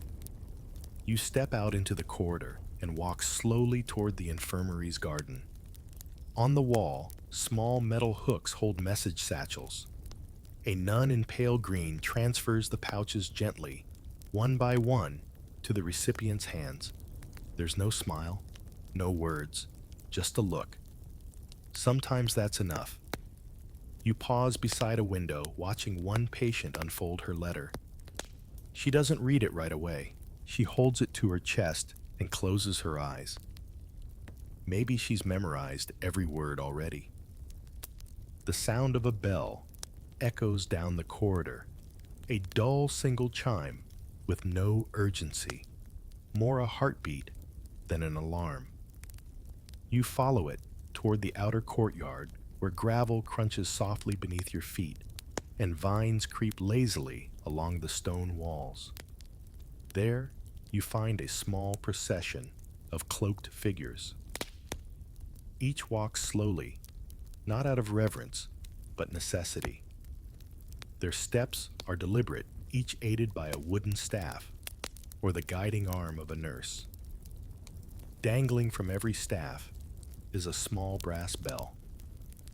This, you realize, is no ordinary walk. It's a ritual, a performance of sorts. You're watching the afternoon promenade, a carefully timed and supervised moment when patients from opposite ends of the hospital grounds can see one another, if only from a distance. And see one another they do. Leprosy may have taken sensation from their limbs, may have bent their postures and softened their voices, but it sharpened the language of the eyes. One man, in a green wool cloak too heavy for the season, glances sideways with an arched brow and a hint of amusement. His gaze lands on a woman in blue veiled who pretends not to notice. She pauses by a patch of marigolds and inspects a bloom with theatrical intensity. The tension is electric, well as electric as it gets in a place where even laughter is muffled. You lean against the linden tree as they pass. This walk isn't just a chance to stretch limbs or absorb sun. It's a medieval flirtation dance, like the elaborate court ballets of French nobility, just slower, quieter, and with a lot more bells. Those bells, by the way, serve more than one purpose. They're not just warnings to keep distance, they're signals. A bell rung in a specific rhythm, a series of light tings, and one sharp strike can say volumes. I'm here. I saw your letter. Tonight near the chapel. One historical account from Bruges tells of two patients who developed a full bell code alphabet. They communicated nightly from opposite balconies, using nothing but tones and timing. It's said that even when one of them lost the ability to ring the bell, they continued the conversation by echo. The listener tapped responses into the stone ledge. You pass a nurse with a basket of rose hips and bay leaves. She gives you a tired look that softens slightly when she notices your interest in the promenade. They think we don't see, she murmurs, but we always see. Then she walks away, her apron brushing lightly against a flowering rosemary bush. Further down the path, someone is sitting alone on a bench carved with Latin phrases. The man's face is half covered by a hood, but his hand rests openly on the bench beside him, fingers splayed in the late sun. Another figure walks slowly past, doesn't stop, doesn't speak, but lets her own fingers brush the edge of that bench just as she passes. It's not touch, not technically, but it sends a jolt of warmth down your spine. This is how love works here. Distanced, disguised, delayed. They flirt with proximity. They tease with routine. One patient always brings the same lemon-scented cloth to dab his brow. Another always drops a white ribbon behind her on Mondays. Ritual becomes signal. Pattern becomes courtship. One chronicler in 1314 described a leprosarium in Narbonne where two patients exchanged favors by means of embroidered tokens and glances stolen beneath hoods. He noted this with mild ecclesiastical disapproval, then went on to detail every single item they exchanged with almost suspicious specificity. The church, for all its boundaries, never managed to suppress this kind of affection. Even in the sternest sermons, love found loopholes. You pause by the herb beds, where bees lazily hum over thyme and wormwood. Someone has left a trail of petals.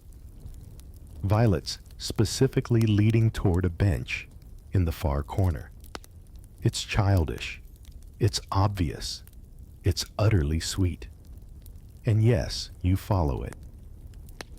There, nestled beneath a crooked arbor of flowering wisteria, sits a note carefully folded and pressed with a tiny polished stone. No envelope, just initials on the outside, A plus G. You don't open it, but your mind spins 1,000 versions of what it might say. Perhaps it's a poem. Perhaps it's a memory. Do you remember the rainstorm last May, when we both stood beneath the fig tree? Or maybe it's a question. Will you walk by the chapel garden at vespers? You walk away, letting the petals curl behind you in the evening breeze. The bell sounds again, this time from the opposite wing. Visiting hours are over, and yet you know that later, after prayers, after the lanterns are dimmed and the corridors are cloaked in candlelight, more messages will move through this place, slip beneath doors, left in baskets, whispered into the night by people who refuse to give up on connection. Historians still argue whether these flirtations were truly romantic or merely a human response to isolation. But spend even an hour here and you'll feel it too. The warmth in a gaze, the tremble of a note, the tilt of a bell. You don't need physical touch to fall in love. Sometimes all it takes is the soft clink of brass, a passing scent, and the chance to walk slowly beside someone, even if the world insists you keep your distance. You step into the apothecary chamber, where the walls are lined with shelves of earthenware jars labeled in Latin and Middle French: Salvia, Rosmarinus mel, Lignum aloes. It smells like everything and nothing sweet decay, musty, parchment, crushed herbs. This is where ink is born, not from bottles, but from ritual. Ink in this world is not just a medium, it's an emotion made liquid. A young novice, barely 16, with hands already stained black, kneels beside a bubbling cauldron. Inside oak galls harvested from a sickly tree, iron sulfate stolen from old horseshoes, a dash of wine lees, and finally, a pinch of marigold petals. For brightness, he says, glancing up at you, and longing, his voice cracks on the last word. This ink, he explains, is for letters of the heart. It's thicker than sermon ink, slower to dry and tinged with a reddish hue, almost as if it knows it's meant for confession. Some writers add drops of essential oils, lavender for devotion, myrrh for mourning, and basil, believe it or not, for flirtation. Sweet but biting, the novice says with a grin. In one corner sits a pot of soot-black ink meant for legal documents. No one touches it. That's for judgments, not tenderness. You move to a long table where older parchments are drying. One letter catches your eye immediately. It's addressed only with a single word: toujours, always. The parchment is cut in the shape of a heart, an extravagance rarely permitted, and written in a delicate hand that grows shakier with each line. The ink has bled slightly in the lower corner, as if a tear touched it before it dried. The novice notices you staring and says, "That one was written by a man who could no longer feel his fingers. He guided the pen with his wrist. Took him 6 hours. The recipe for that ink included crushed saffron, not for visibility, but for courage." You flip through a small codex, resting nearby, an apothecary's ledger. But in the margins, someone scribbled alternate recipes. Ink of silence made with valerian and poppy seed. Ink of remembrance using elderflower and river clay. Were these real or poetic inventions? Historians still debate whether such recipes were ever used or simply dreamed up by lonely souls with too much time and too few outlets. In some hospitals, love letters had to be burned after reading, not out of cruelty, but fear. Paper could carry disease, they believed, especially parchment passed between patients and outsiders. So the ritual formed. Read the letter aloud, then place it in the fire. Let the words rise like incense. A Franciscan brother in Genoa wrote that these readings became ceremonies in themselves. The recipient would light a candle, breathe the scent of the letter deeply, and listen as a nurse or companion read each word. Then, with eyes closed, they'd drop it into the flames. Ashes for memory, one account calls it. You walk over to a brazier where a letter is already burning. It curls and blackens the ink, sizzling softly as it vanishes. The scent is oddly comforting, part honey, part charred rosemary. Someone, somewhere just heard I love you for the last time. Not all letters met fire, though. Some were hidden in mattress seams or sewn into pillow linings. One woman famously wrote a note on her own sleeve, then stitched it inside out so her lover could wear her words without anyone noticing. Ink had to be made to last. Time was always uncertain. Letters had to say everything: joy, longing, grief, apology in a single page. There wasn't room for brevity. You find a final note beneath a pile of drying papers. This one is different. It's not poetic or perfumed. It's direct. I know you think yourself unworthy, but your soul still shines. I see it in your silence. No name, just that. Maybe it never reached its reader. Maybe it was practice written and rewritten until it felt right. Or maybe it was too brave to be delivered. There's something sacred about this whole process. The inks, the recipes, the slow, careful pen strokes. It all feels like a liturgy of emotion, like a mass where no one speaks aloud, but everyone prays. You linger in the doorway a moment longer, letting the smell of oak and iron soak into your coat. Outside, a bell rings. Time for evening chants. You wonder if someone, even now, is mixing a fresh batch of ink, not for treaties or tithes, but for love. Love, carefully hidden. Love, quietly preserved. Love in every aching drop of rust-colored script. There's a small chapel tucked at the edge of the hospital complex. It doesn't look like much, a squat stone building with a wooden door warped from centuries of rain.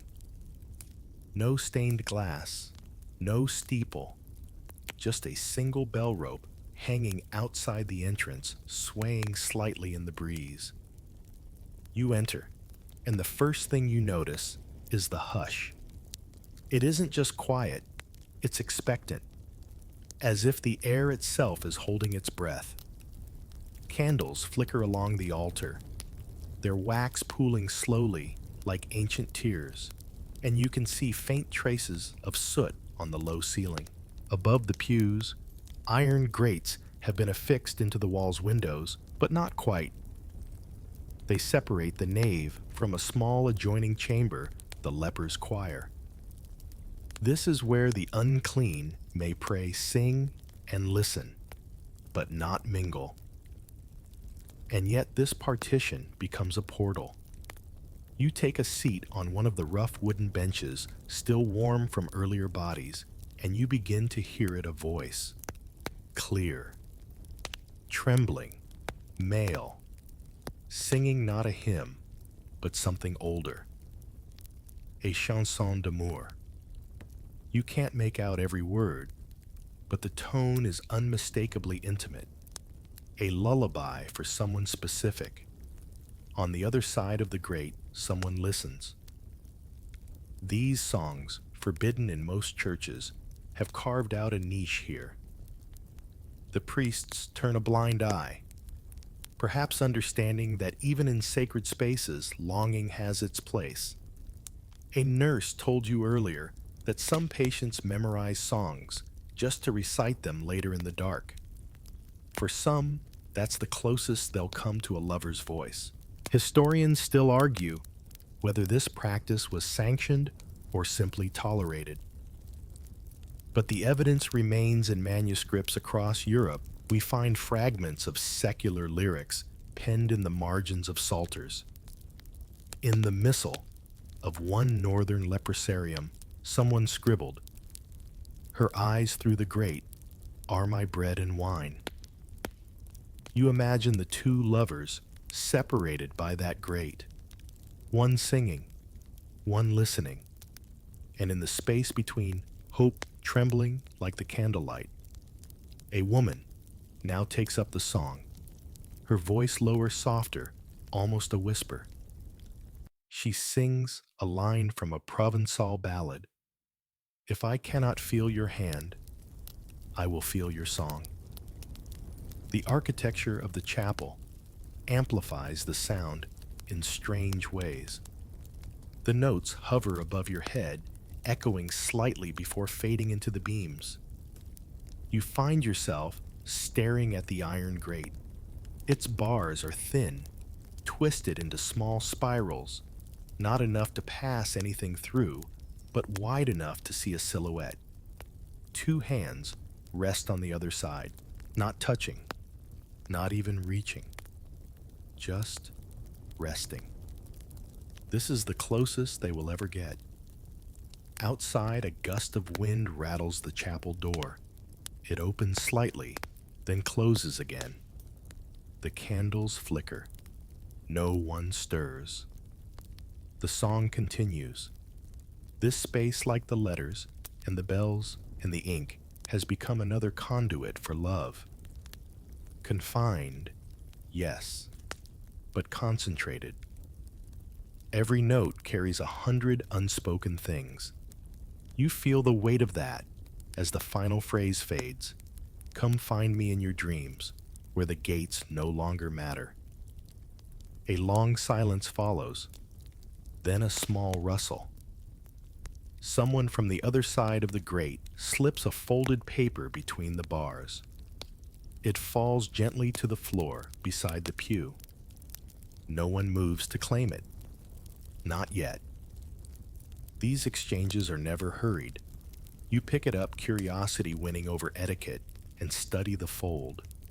It's simple square, sealed with a dab of wax and pressed with a thimble. Not a family crest or an official seal.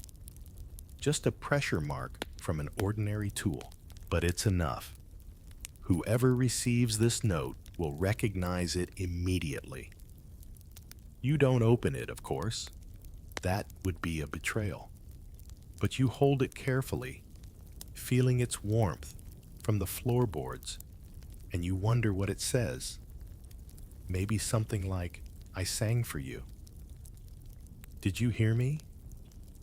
If you smiled, let me know by turning the hymn book to Psalm 42 tomorrow. These tiny rituals bloom in place of touch, each one more tender because of what it replaces. You replace the letter gently beside the pew, just as the chapel bell sounds again once, twice. A nurse appears in the doorway. It's time to return to the dormitories. As the congregation filters out, you notice the singers remain. They stay behind the grate, their silhouettes still framed in flickering gold. You glance back one last time before stepping outside. The air is cooler, now tinged with frankincense and damp stone. You realize that while you never saw a face clearly, you've come to know them in fragments through voice, gesture, silence, and song. The heart, it seems, can memorize more than just features. It memorizes presence. Dusk settles over the leprosarium, like a woolen shawl, thick, comforting, a little scratchy. The air shifts, not quite cold, but definitely not warm anymore. Lanterns are lit by the staff with slow, practiced motions, and you find yourself drawn toward a courtyard garden bordered by cloisters. The stones beneath your feet are uneven, warmed from the day's sun, and your shadow stretches longer than seems possible. This is the courtyard of cloaked meetings. It's not a secret space as exactly. The nurses know about it. The priests look the other way. The garden lies between the men's and women's dormitories, adjacent to the central herb beds. During the day, it's empty, save for the occasional gardener plucking withered stems. But at dusk, it transforms into something different. an accidental ballroom for lovers who never touch. You take a slow lap around the perimeter and begin to see the choreography. Two women pause on opposite sides of a lavender bush, kneeling to adjust their veils. Neither speaks. One glances left, the other right, but their eyes meet only in the reflection of a polished brass pot nearby, left behind by a forgetful nun. That mirrored flicker is enough. A young man circles the far edge, leaning heavily on a cane. His gait is slow, his breath shallow, but he walks deliberately, carefully, timing his route. Across the way, another figure mirrors him, just far enough that they can't speak without raising their voices. They never do. Their only exchange is a smile and the synchronized turn of their heads to watch the same bird dart from fig tree to cypress. This is how it works. Two people agree silently to walk the same path at the same hour, but from opposite directions. The goal isn't to arrive. It's to cross paths, however briefly, without breaching the rules. A shared orbit of longing. You sit on a low stone bench, carved with verses from Ecclesiastes, watching this ballet unfold. A nurse rests nearby, pretending to mend a sleeve. She's not watching the couples, but she is. Every movement matters. A hand lingering too long on a windowsill becomes a declaration. A pause beside the rosemary bush becomes a question. If someone slows at the apple tree, it might mean I forgive you. If they speed up, not today. Historians still argue how much of this was intentional and how much was simply projection. Were these real love stories or just coincidences interpreted by desperate hearts? But they underestimate how creative humans become under constraint. In a place where voices are hushed and skin is taboo, even footsteps carry meaning. There's a small well at the center of the courtyard, its rim worn smooth by centuries of wishes. A bowl beside it holds pebbles, white, gray, black. Supposedly, they're tokens: white for affection, gray for apology, black for mourning. Some drop one into the well with a silent hope. Others line them along the rim as a private message. A patient named Lucian once arranged his into the shape of a spiral. The next day, someone mirrored it exactly on the opposite side. Evenings like this often end near the herb beds under the mulberry tree. That's where the light lingers longest, and the scent of crushed mint and thyme masks the ever-present antiseptic tang of vinegar and ash. You hear a quiet cough, followed by two deliberate steps. A figure approaches another beside the bench, not too close. They both kneel, seemingly absorbed in the task of picking errant leaves from the grass. Their hands never touch. Their eyes barely meet. But you notice the tiniest of details: their sleeves match. Same color, same embroidery. A signal subtle as breath. A note is exchanged hidden beneath a folded linen napkin. It's picked up, not read. Reading will happen later alone, beneath a thin blanket, lit only by candle stub. A rustle behind you. Another pair, walking counterclockwise, now tracing a pattern opposite the others.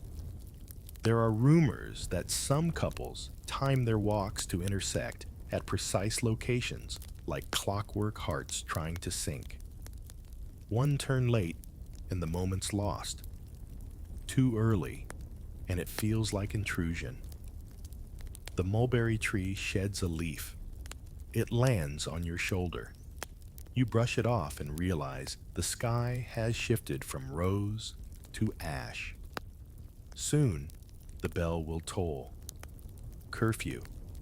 Still no one rushes. In a world that often took away choice, these evenings restored it. One could decide to walk or not, to pause, to mirror, to signal, or to keep the ritual private.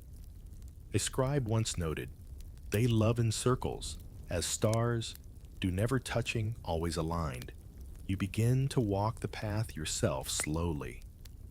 A patient nods as you pass. It's not a greeting. It's an acknowledgement. You see what's happening here. You understand. Before you leave, you glance once more at the well. Someone's rearranged the pebbles into the shape of a heart pierced by a single twig. No note, no names, just that. Sometimes love needs no parchment, no ink, no voice. Just a moment, shared on a fading path, in a courtyard that holds more secrets than walls ever could. The apothecary's garden, just past the chapel wall, doesn't look like much from afar. At first glance, it's a mess of overgrown herbs and sagging hedges, a space more practical than poetic. But as you step inside, your nose catches it before your eyes do a swirl of scents so vivid they pull you backward. In time, crushed mint-dried lavender, rosemary rubbed into stone beeswax, and something floral and faintly sweet. Rosewater, maybe, or chamomile. In this place, smell becomes language. You move slowly along the garden beds, noticing that certain patches are more tended than others. The thyme is clipped neatly. The sage has been picked with obvious care. A cluster of lavender sprigs lies bundled and tied with a scrap of lace, tucked beside a small wooden bench. Not forgotten. Placed. You bend to pick up the bundle. There's no note attached, but there doesn't need to be.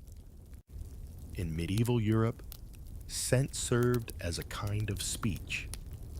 A bundle of hyssop might mean, "I long for you, but fear you've moved on." Marjoram signaled patience.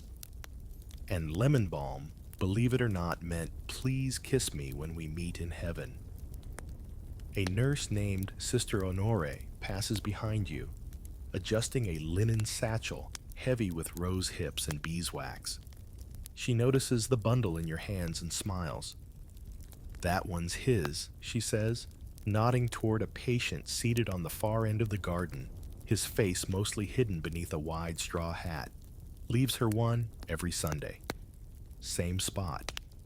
Always the same smell. That's the power of scent. It's memory in motion. Especially when touch is forbidden and words are rationed like sugar. You take a seat under a fig tree, its leaves humming with bees, and watch as two patients exchange small scented cloths. One holds out a square of waxed linen folded tightly infused with clove and orange peel. The other leans forward slightly enough to inhale, but not enough to touch, and lets out the faintest sigh. The handoff is complete. There's a story from a leprosarium near Lisbon of a woman who kept scented sachets from a lover she never saw again. She sewed them into her mattress. When she died, they found 32 in total, each one still faintly fragrant. The last contained only one dried bay leaf and a bit of parchment that read, "When you can no longer walk, let this guide you." You move deeper into the garden where the air grows heavier, more medicinal. Here are the plants used to anoint wounds and soothe nerves. Valerian yarrow rue. But even these, once steeped in oil or wine, became part of the flirtation lexicon. One patient named Claude was said to dab lemon balm behind his ears before evening prayers. Another pressed lavender petals into the folds of her letters, knowing full well the scent would linger on the parchment long after her words faded. Historians still argue whether this kind of scent-based signaling was accidental or cultivated. Were these gestures instinctive or part of a broader romantic code? The answer is probably both. What's clear is that in these confined spaces, with so few tools for affection, the smallest detail could carry the largest meaning. Even the wax used to seal letters became part of the ritual. Some added crushed herbs to the wax itself. A mint-scented seal could mean eagerness. A resinous myrrh-infused one might signify grief. A 14th century herbal manual even includes a recipe titled Ink and Seal for letters of love and farewell, calling for elderflower, sap, beeswax, and a dash of powdered nutmeg. As you stand near the bench again, you notice a pattern etched faintly into the stone, a spiral made of tiny dots worn by fingers tracing the same shape over and over again. You trace it too, and for a moment, the scent of crushed rosemary seems to grow stronger. A bell rings in the distance. Not loud, just a soft, clarifying chime. Somewhere a nurse calls out the end of visiting hour. But the garden doesn't move. The bees continue. The wind shifts slightly, and another bundle of herbs is placed gently on the bench. Fresh thyme, this time bound with a red thread. Someone will come for it later. You take one last walk around the perimeter. A patient sits with a copper pot in his lap, stirring a mixture of melted wax and crushed chamomile. He hums to himself, a tune not quite happy, not quite sad. When he catches your eye, he says, "For a letter I haven't written yet." You nod and leave him to it. This garden, quiet and overlooked, has become a sanctuary of scent, a language older than words, more honest than ink. It tells stories without needing parchment or song. It lingers in the folds of robes, in the seams of sleeves, in the dreams of those who've never touched, but always hoped. And tonight, as candles are lit and prayers are said, that hope will travel on a breeze scented with rosemary and rosewater across walls, across grates, and into hearts still listening. The confessionals in the chapel are simple wooden boxes, dark as a swallowed secret, and barely large enough for one person to sit inside without bumping their knees. You find yourself staring at one. Its latticed screen worn smooth, its kneeling pad slightly sagged in the middle. There's no one inside, but the door creaks gently in the breeze, as if the wood itself remembers whispers long since faded. This isn't just a place for repentance. Not here. In medieval leprosariums, the confessional often doubled as a post office. It wasn't official, of course. There were rules, strict ones, about what could be said and when and by whom. But rules always bend in the presence of love. You take a seat in a nearby pew as a nurse enters the chapel with a small cloth pouch in her hands. She moves to the confessional and kneels, her lips barely moving, as she whispers something to the priest inside. Then she places the pouch into the recess by the grill. The priest doesn't touch it yet. He waits. Protocol. This is the daily dance. A patient unable to pass a letter themselves entrusts it to a caregiver. The caregiver, under the guise of confession, delivers it to the priest. And if the letter is deemed safe, no threats, no heresies, no indecencies, it may be passed on to the intended soul. Often the priest reads it aloud, word by word, behind the screen. It's not ideal. It's not private. But in a place starved of connection, it's something. You overhear fragments of earlier readings echoing in your mind. Tell him I forgive him. Ask if she still has the ribbon. Say that the moonlight tonight reminds me of her eyes, even though I can't recall her face anymore.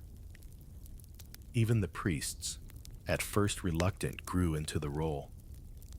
Some began adding their own embellishments, pauses, inflection, a slight clearing of the throat when the words grew heavy.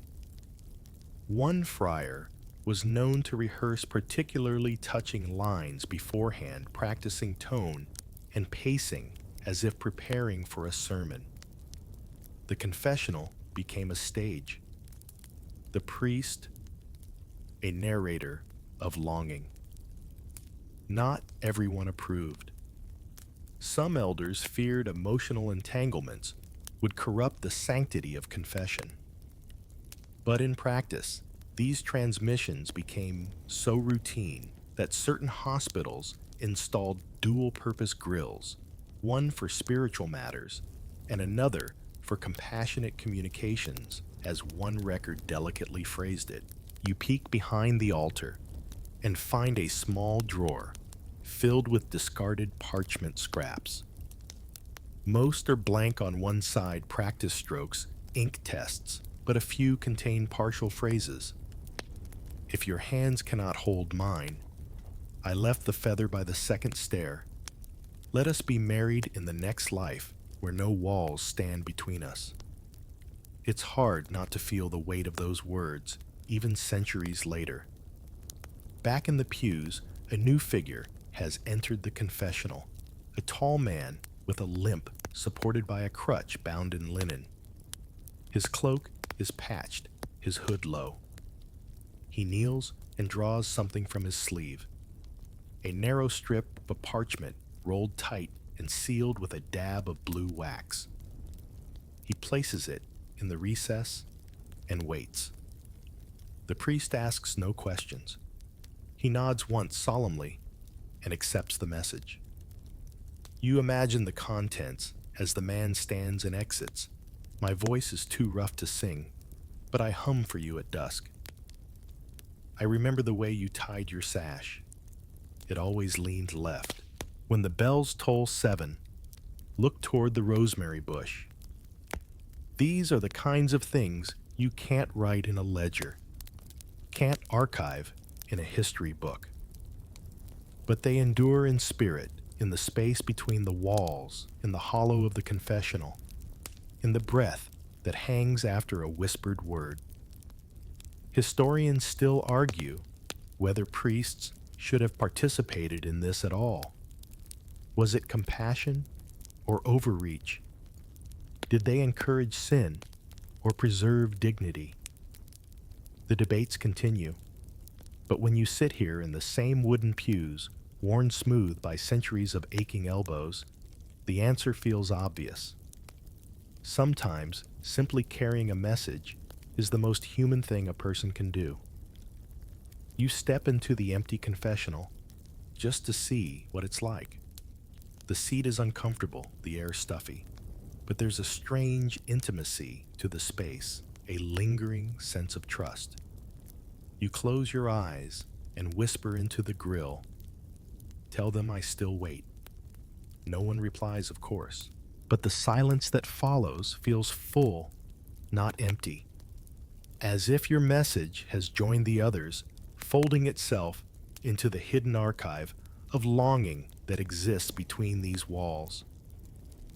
As you leave, a gust of wind swings the chapel door open wider. Candles tremble. Somewhere in the building, a bell chimes the half hour, and you swear, just for a moment, you hear someone whisper through the grate, "I heard you." Evening has fully settled, now that soft, medieval kind of dark, where lanterns glow like fireflies and shadows take on their own quiet lives. You follow the scent of tallow and pine toward the hospital chapel. Again, not for prayers this time, but for music. It's not official. There's no posted hour, no written invitation. But everyone knows that after Vespers, when the doors are supposed to close and the halls are meant to sleep, a few patients gather in the shadows with lutes and low voices. They sing not for God, but for each other. Tonight, the air outside the chapel is humming, literally humming. You edge closer and peek through a crack in the old oak door. Inside, lit by nothing more than a single candelabra and the faint glow of moonlight through the high slit windows, 3 figures sit on stools. One strums gently, the second cradles a flute, and the third hooded still begins to sing. Not loudly, not for performance, just enough to carry across the stones. The song is in Old Occitan, the language of troubadours. A love ballad. Though your hands are not in mine, I remember their warmth in the way winter air stings. There's an answer to this song, you realize, because someone begins singing softly from behind the old wrought iron grate, separating the sanctuary from the back infirmary. A woman's voice, almost trembling and so close to whispering it, barely qualifies as melody, but it's there, threading through the lute's pulse like a reed weaving through river water. They're singing to each other, not from the same space, not even in sight, but in harmony. The lute player doesn't flinch, doesn't look back. He knows who she is. He's played for her many times. Sometimes she replies. Sometimes she only listens. You take a seat on the floor near the door, not daring to interrupt. Your back presses against cool stone. The music settles into your chest like warm tea. One song bleeds into another. A love lament. A riddle disguised as a prayer. A silly tale of 2 patients who tried to escape on a donkey, true, apparently, a lullaby. There's no applause, no nods, just silence, and then the rustle of parchment. Someone passes a folded page to the musician. He glances at it, then adjusts his fingers on the strings. Another tune begins, this one slower, statelier, its chords hanging longer between phrases. The paper is a request, a love song, written by someone who no longer has the voice to sing it. You see the hand. It came from an older patient seated on a bench with one sleeve pinned up and his chin tucked to his chest. He doesn't move, but he listens, eyes glistening in the firelight. Music here has become a messenger.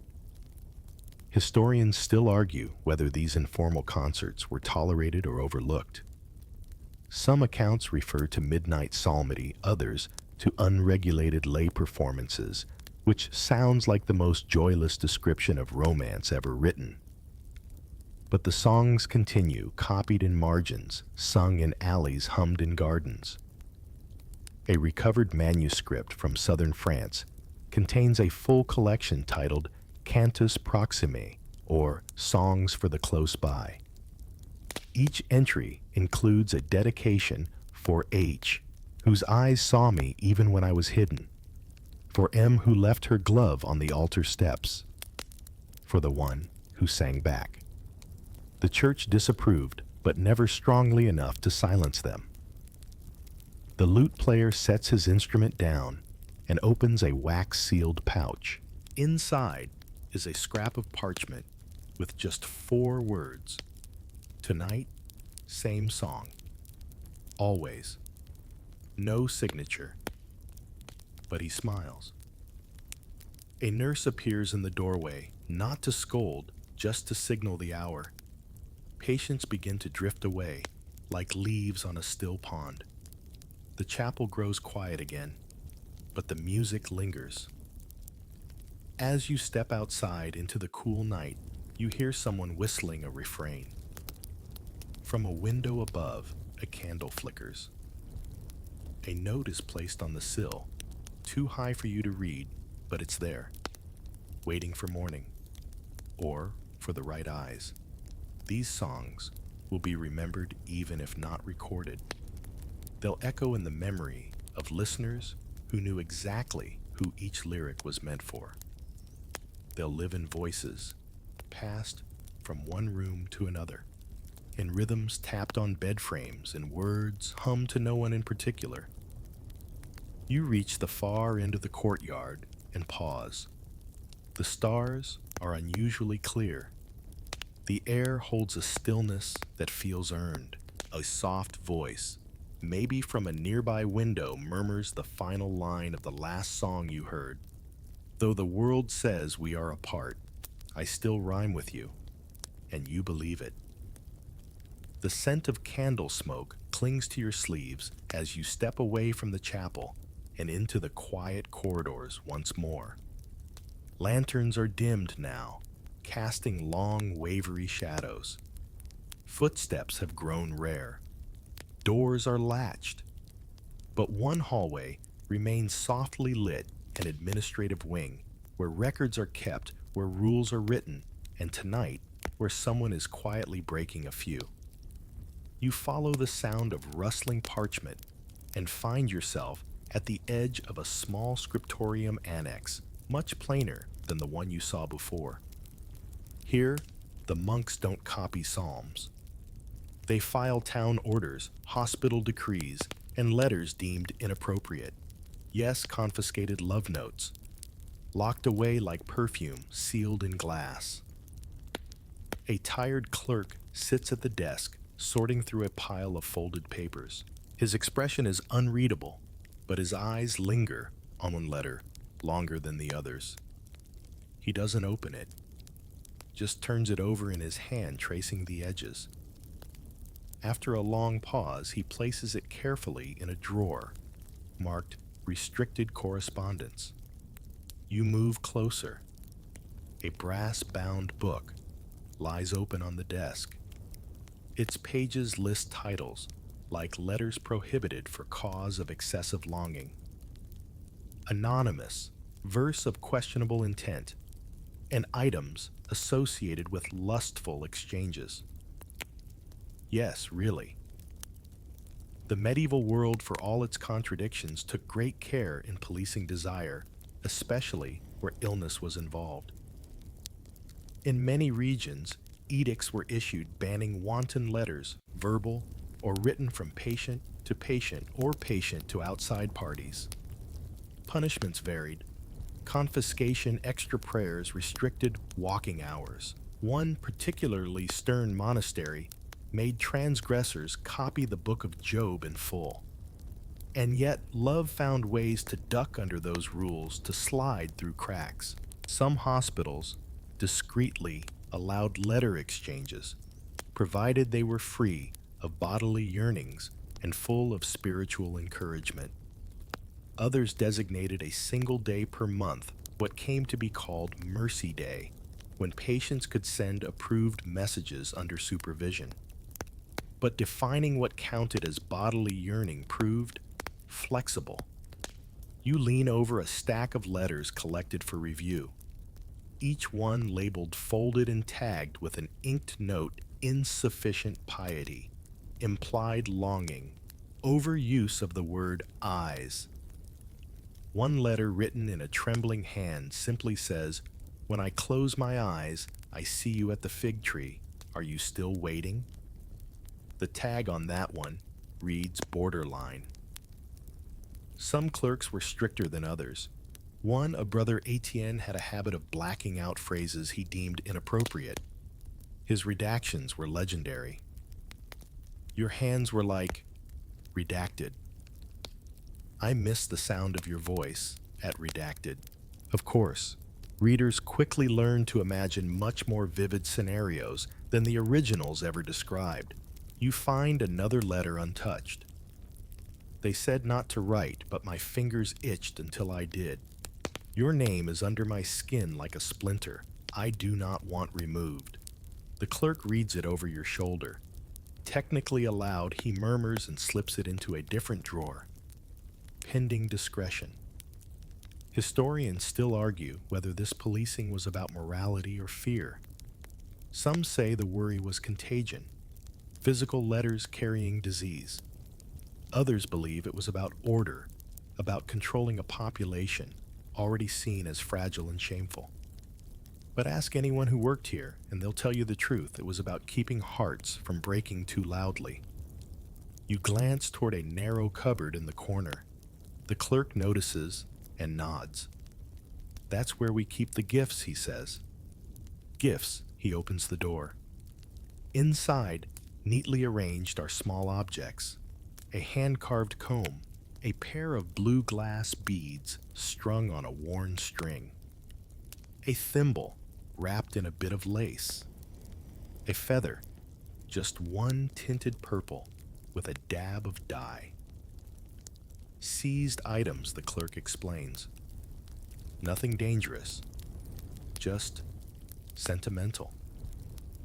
He holds up a tiny wooden box, no larger than your palm. Inside is a strip of cloth with embroidered initials, L+V. It smells faintly of saffron. These were forbidden too, he adds softly. Symbols carry weight. People fall in love with them. You take a step back. The air in the room feels heavier now, not with dust, but with memory. These letters, these tokens, they're not just relics. They're evidence. Proof that people continued to love under the weight of rejection, distance, and fear. Outside, a nurse knocks gently on the frame. Closing soon, she says. You leave the annex, slowly glancing back one last time. The clerk returns to his work, his hand resting briefly on the drawer of restricted correspondence. Sometimes rules are written in ink, and sometimes love is written around them. The lantern flickers above you as you pass the infirmary hallway, casting a golden shimmer across the tiled floor. Most patients are asleep now, or pretending to be, but not all. Some linger in the liminal spaces, doorways, windowsills, corners, where they can steal one more moment before the day is lost. That's when you notice her. A young woman in a gray shift dress, her hair hidden beneath a coif, seated at a small wooden table in an alcove between two rooms. In front of her is a stack of folded notes, a pot of warm beeswax, and a candle stub that's almost spent. She works with gentle urgency, sealing each note with care, marking each with a pressed herb or a colored thread. She is the messenger. Her name, you later learn, is Isabel. She's not officially a nurse, more a helper trained to care for linens, change poultices, prepare tinctures. But over time, she has acquired another more whispered role, the deliverer of love. She doesn't speak of it openly, and those who rely on her never say her name out loud. But they leave their notes tucked beneath their pillows, slipped into their water jugs, or pinned carefully beneath the hems of their cloaks. Isabel collects them with quiet reverence, never reading them, at least not that anyone can prove. Her deliveries happen late, under the guise of nightly rounds. She's careful, always careful. Tonight, she presses a sprig of thyme into one note before sealing it. You wonder what it means. Perhaps it's a code. perhaps just a scent. She finishes, sets the note aside, and begins another. You watch as she lifts a folded square of parchment and smiles at it just slightly. Not the smile of someone amused, but the small, soft upward turn of someone who remembers what this is about. I don't know their names, she says without turning, but I know their handwriting. I know who uses lilac ink, who folds the corners twice, who adds a tiny star at the end. She lifts a sealed note and tucks it into a pocket inside her apron. This one goes under the water basin in the east wing. Her system is meticulous. Each wing of the infirmary has its own rhythm, its own time for shifts and rounds. Isabel moves through them like a needle, sewing delicate stitches, never drawing attention, never pulling too tight. Sometimes, she says, she delivers responses. Sometimes not. One patient used to write to someone who never wrote back, she says softly. Every week, without fail. I always delivered them. I don't know if they helped, but it mattered that someone carried them. You ask if she ever wrote a note of her own. She doesn't answer right away. Then once, a pause. But I never delivered it. It's hidden behind the wall tile in the old herbal closet. It's probably dust by now. The clock tower chimes outside 1-2 soft peals. Isabel stands and picks up her basket.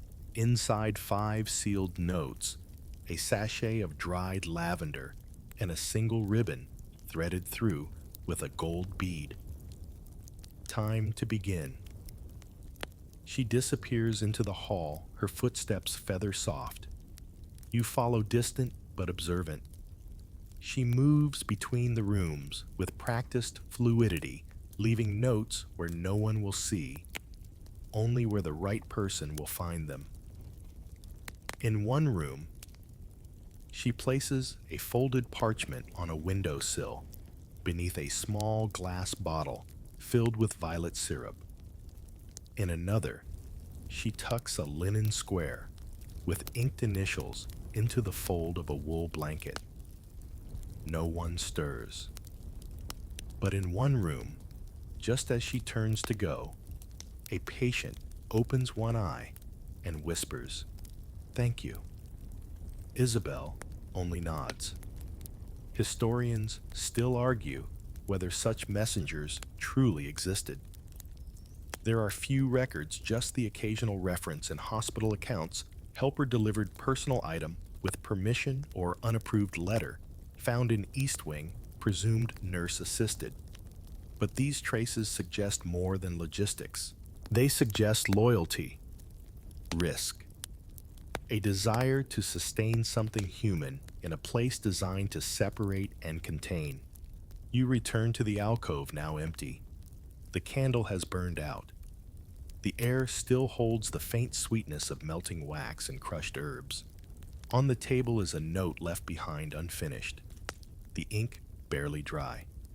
If you dream of me, fold your blanket twice at the corner. I'll look for it.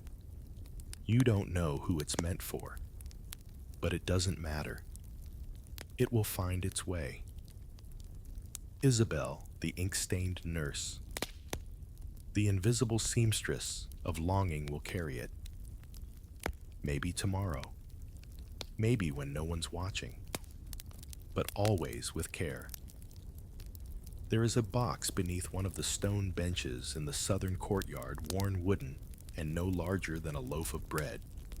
It bears no markings on the outside, save for a crude carving, a single leaf curling inward like a secret. You wouldn't notice it if you weren't looking for it. But you are, because someone told you where to find it. You kneel and slide the box out carefully.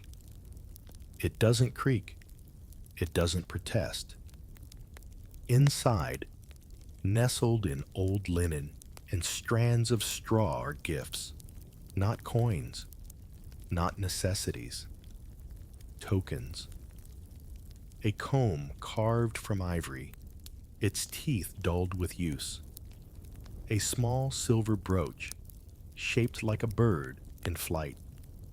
3 buttons made of bone etched with tiny symbols, stars, crosses, hearts.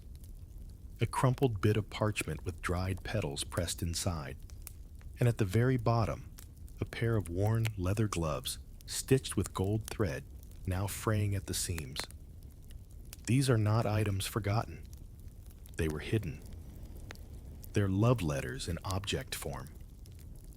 Medieval courtship was rarely spoken aloud, especially within walls where bodies were treated with suspicion and isolation. So the lovers here turned to things, symbols, something that could be held, worn, touched when touch itself was denied. You lift the comb. It's smooth, faintly warm. Someone once ran their fingers through it nightly, or maybe it was never used at all, just held as a memory of closeness. On its back, barely visible, is a scratched word, pour toi, for you. There are tales from many hospitals of these sorts of gifts exchanged between patients. Tokens made from scraps, threads pulled from robes, beads repurposed from rosaries, even carved bread crusts hardened into shapes. One man sent his lover a pair of polished river stones wrapped in cloth. Another made a tiny wooden spoon with initials burned into the handle.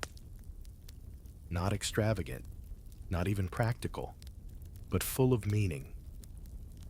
You replace the comb and lift the parchment. The petals are violet. The paper smells of dried honey. The words, faded, say, "This touched my lips. May it touch your heart." It's unsigned. Gifts like these were rarely public. They were passed hand to hand, left in water jugs, pressed into folded clothes. A patient might find one tucked inside their prayer book or under their pillow, often with no note at all. The object did all the talking. Historians have debated how common this practice was, how many of these items were actually exchanged, and how many are the stuff of hospital legend. But excavations have turned up strange finds, amulets, cloth tokens, bits of polished shell with initials carved crudely into them. In one leprosarium garden, archaeologists uncovered a row of stones arranged to form a heart buried just inches below the soil, undisturbed for centuries. You step away from the box and walk through the orchard behind the chapel. The fruit trees are bare, the last of the pears fallen and soft. But the branches are tied with little ribbons, red-blue cream. Some hang loose. Others are looped in knots. You recognize the pattern. One ribbon, Iko, I'm thinking of you. A knotted one, Eko, wait for me. A ribbon with a bead, that means I've forgiven you. You pause beneath a plum tree and spot a ribbon with 2 beads and a tiny bronze ring. The tree is older than the leprosarium itself. Someone chose it deliberately. Gifts didn't have to be expensive or beautiful. One young man once gave his beloved a spoon handle carved with her initials and glued to a stick of chalk. So, she could write his name on the stones, the story goes. It was confiscated after a week. She was given extra psalm duty. He reportedly smiled the whole time. You return to the courtyard and watch as a nurse helps an older patient to the bench. The man reaches beneath it instinctively, without looking, and retrieves a small folded cloth. Inside is a charm, a circle of twine wrapped around a bead of amber.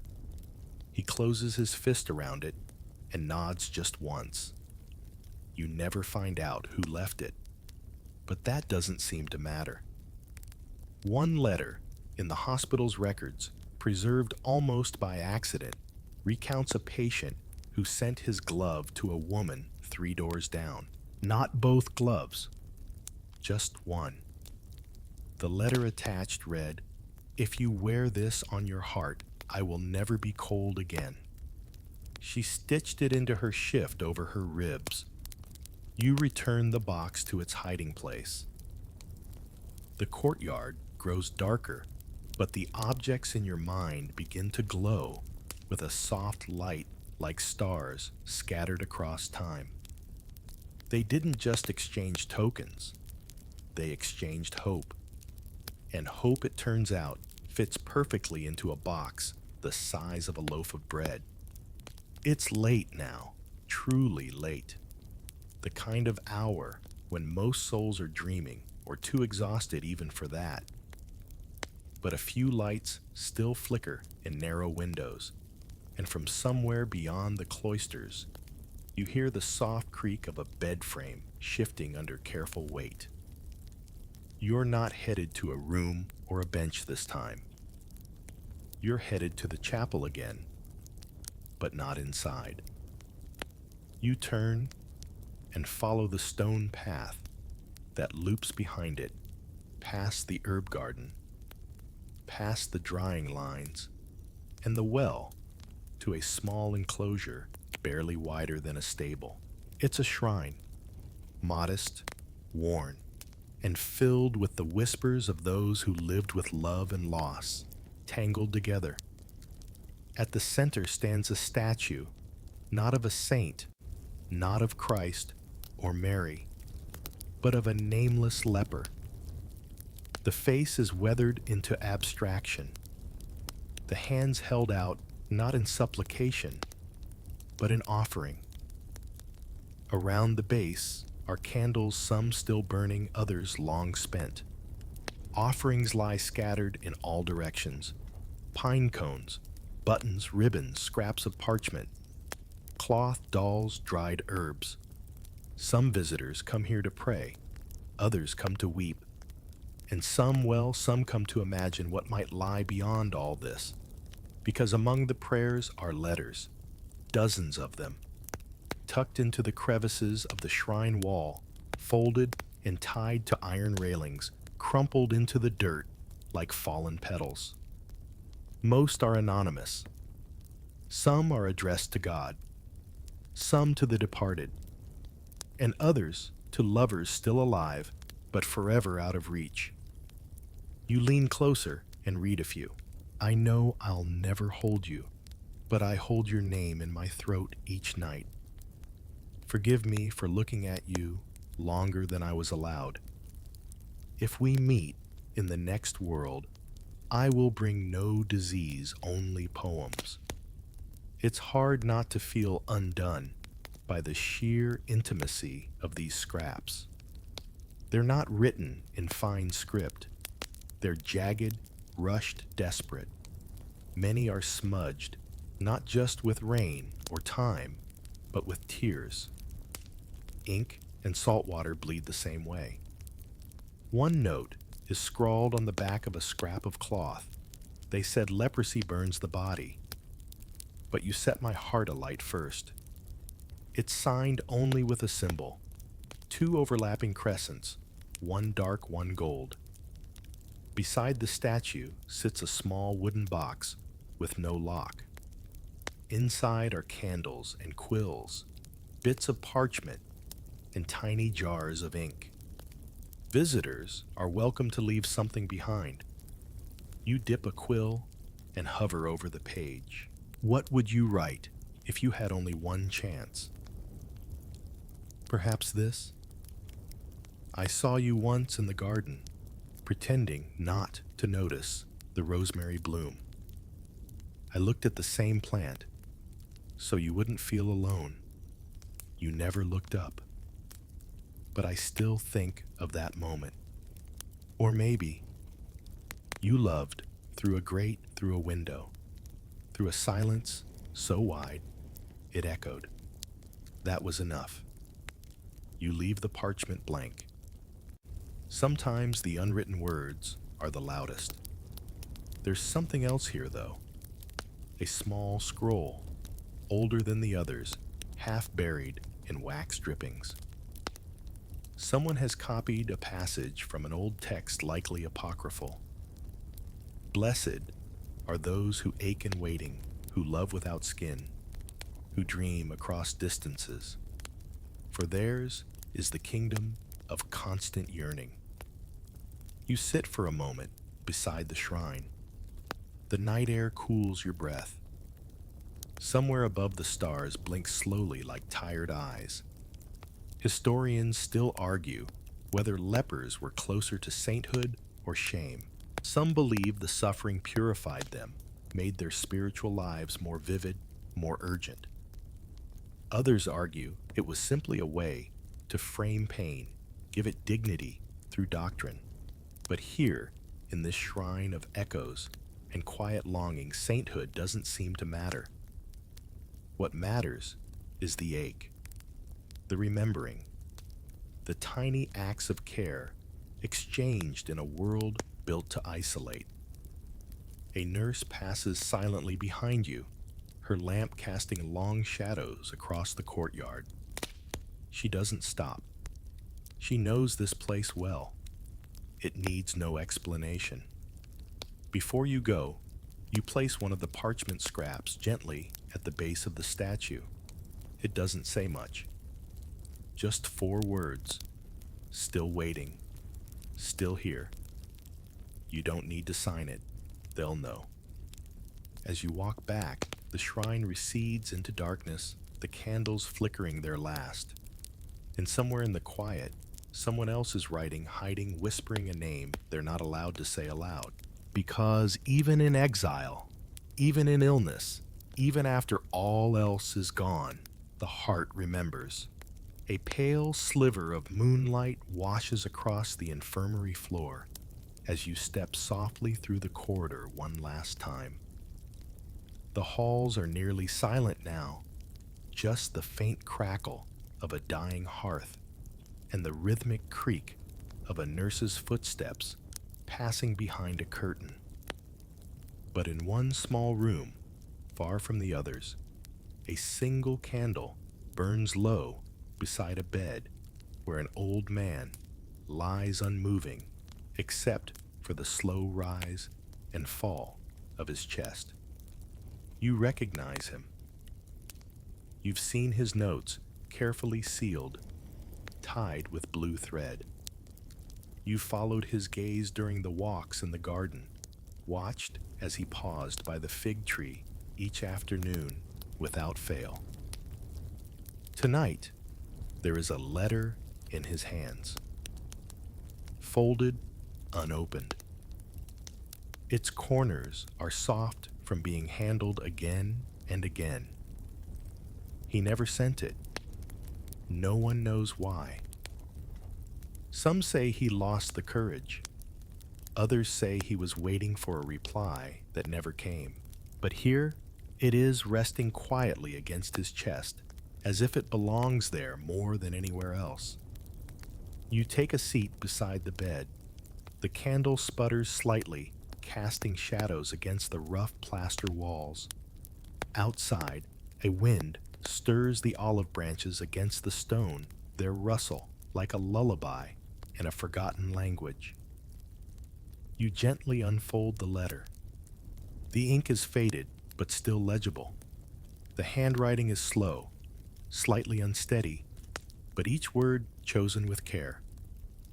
I don't know if you think of me. I don't know if you still walk the same path past the rosemary beds, or if the bells still mean anything to you. But I see you every night in my dreams. Sometimes you speak. Sometimes you only hum that tune I never knew the name of. I listen anyway. I was afraid to send this. I didn't want you to pity me. I didn't want to hope too much. But I wrote it, because if I didn't, I would forget how to remember you properly. If you ever find this, know that I loved you without ever touching you, and that somehow was enough. There is no signature, just a small pressed flower at the bottom, a violet flattened and brown with age. You fold the letter again slowly and place it back on the man's chest. This room feels like the closing of a story, but not the end of one. The letter remains unread, but not unreceived.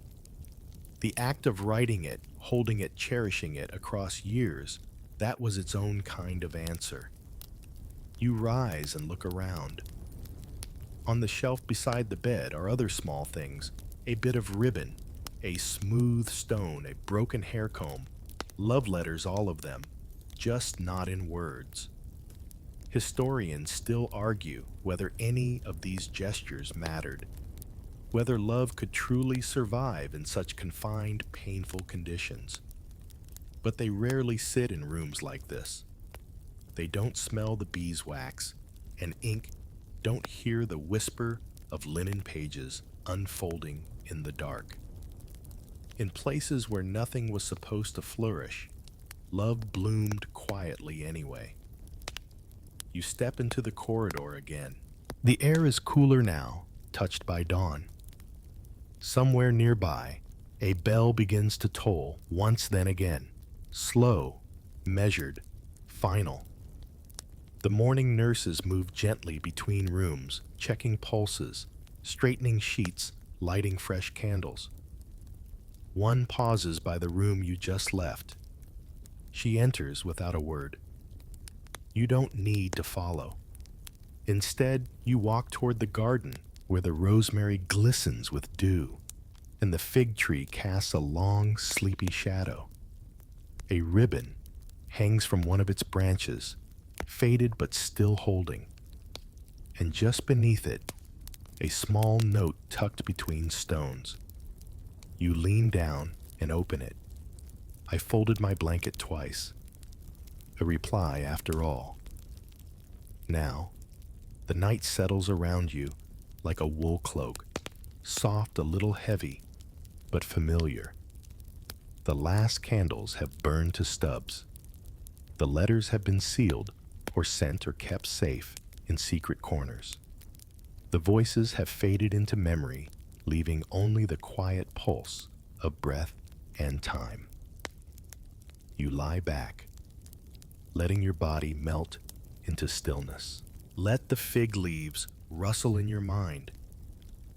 Let the scent of rosemary drift in through the window.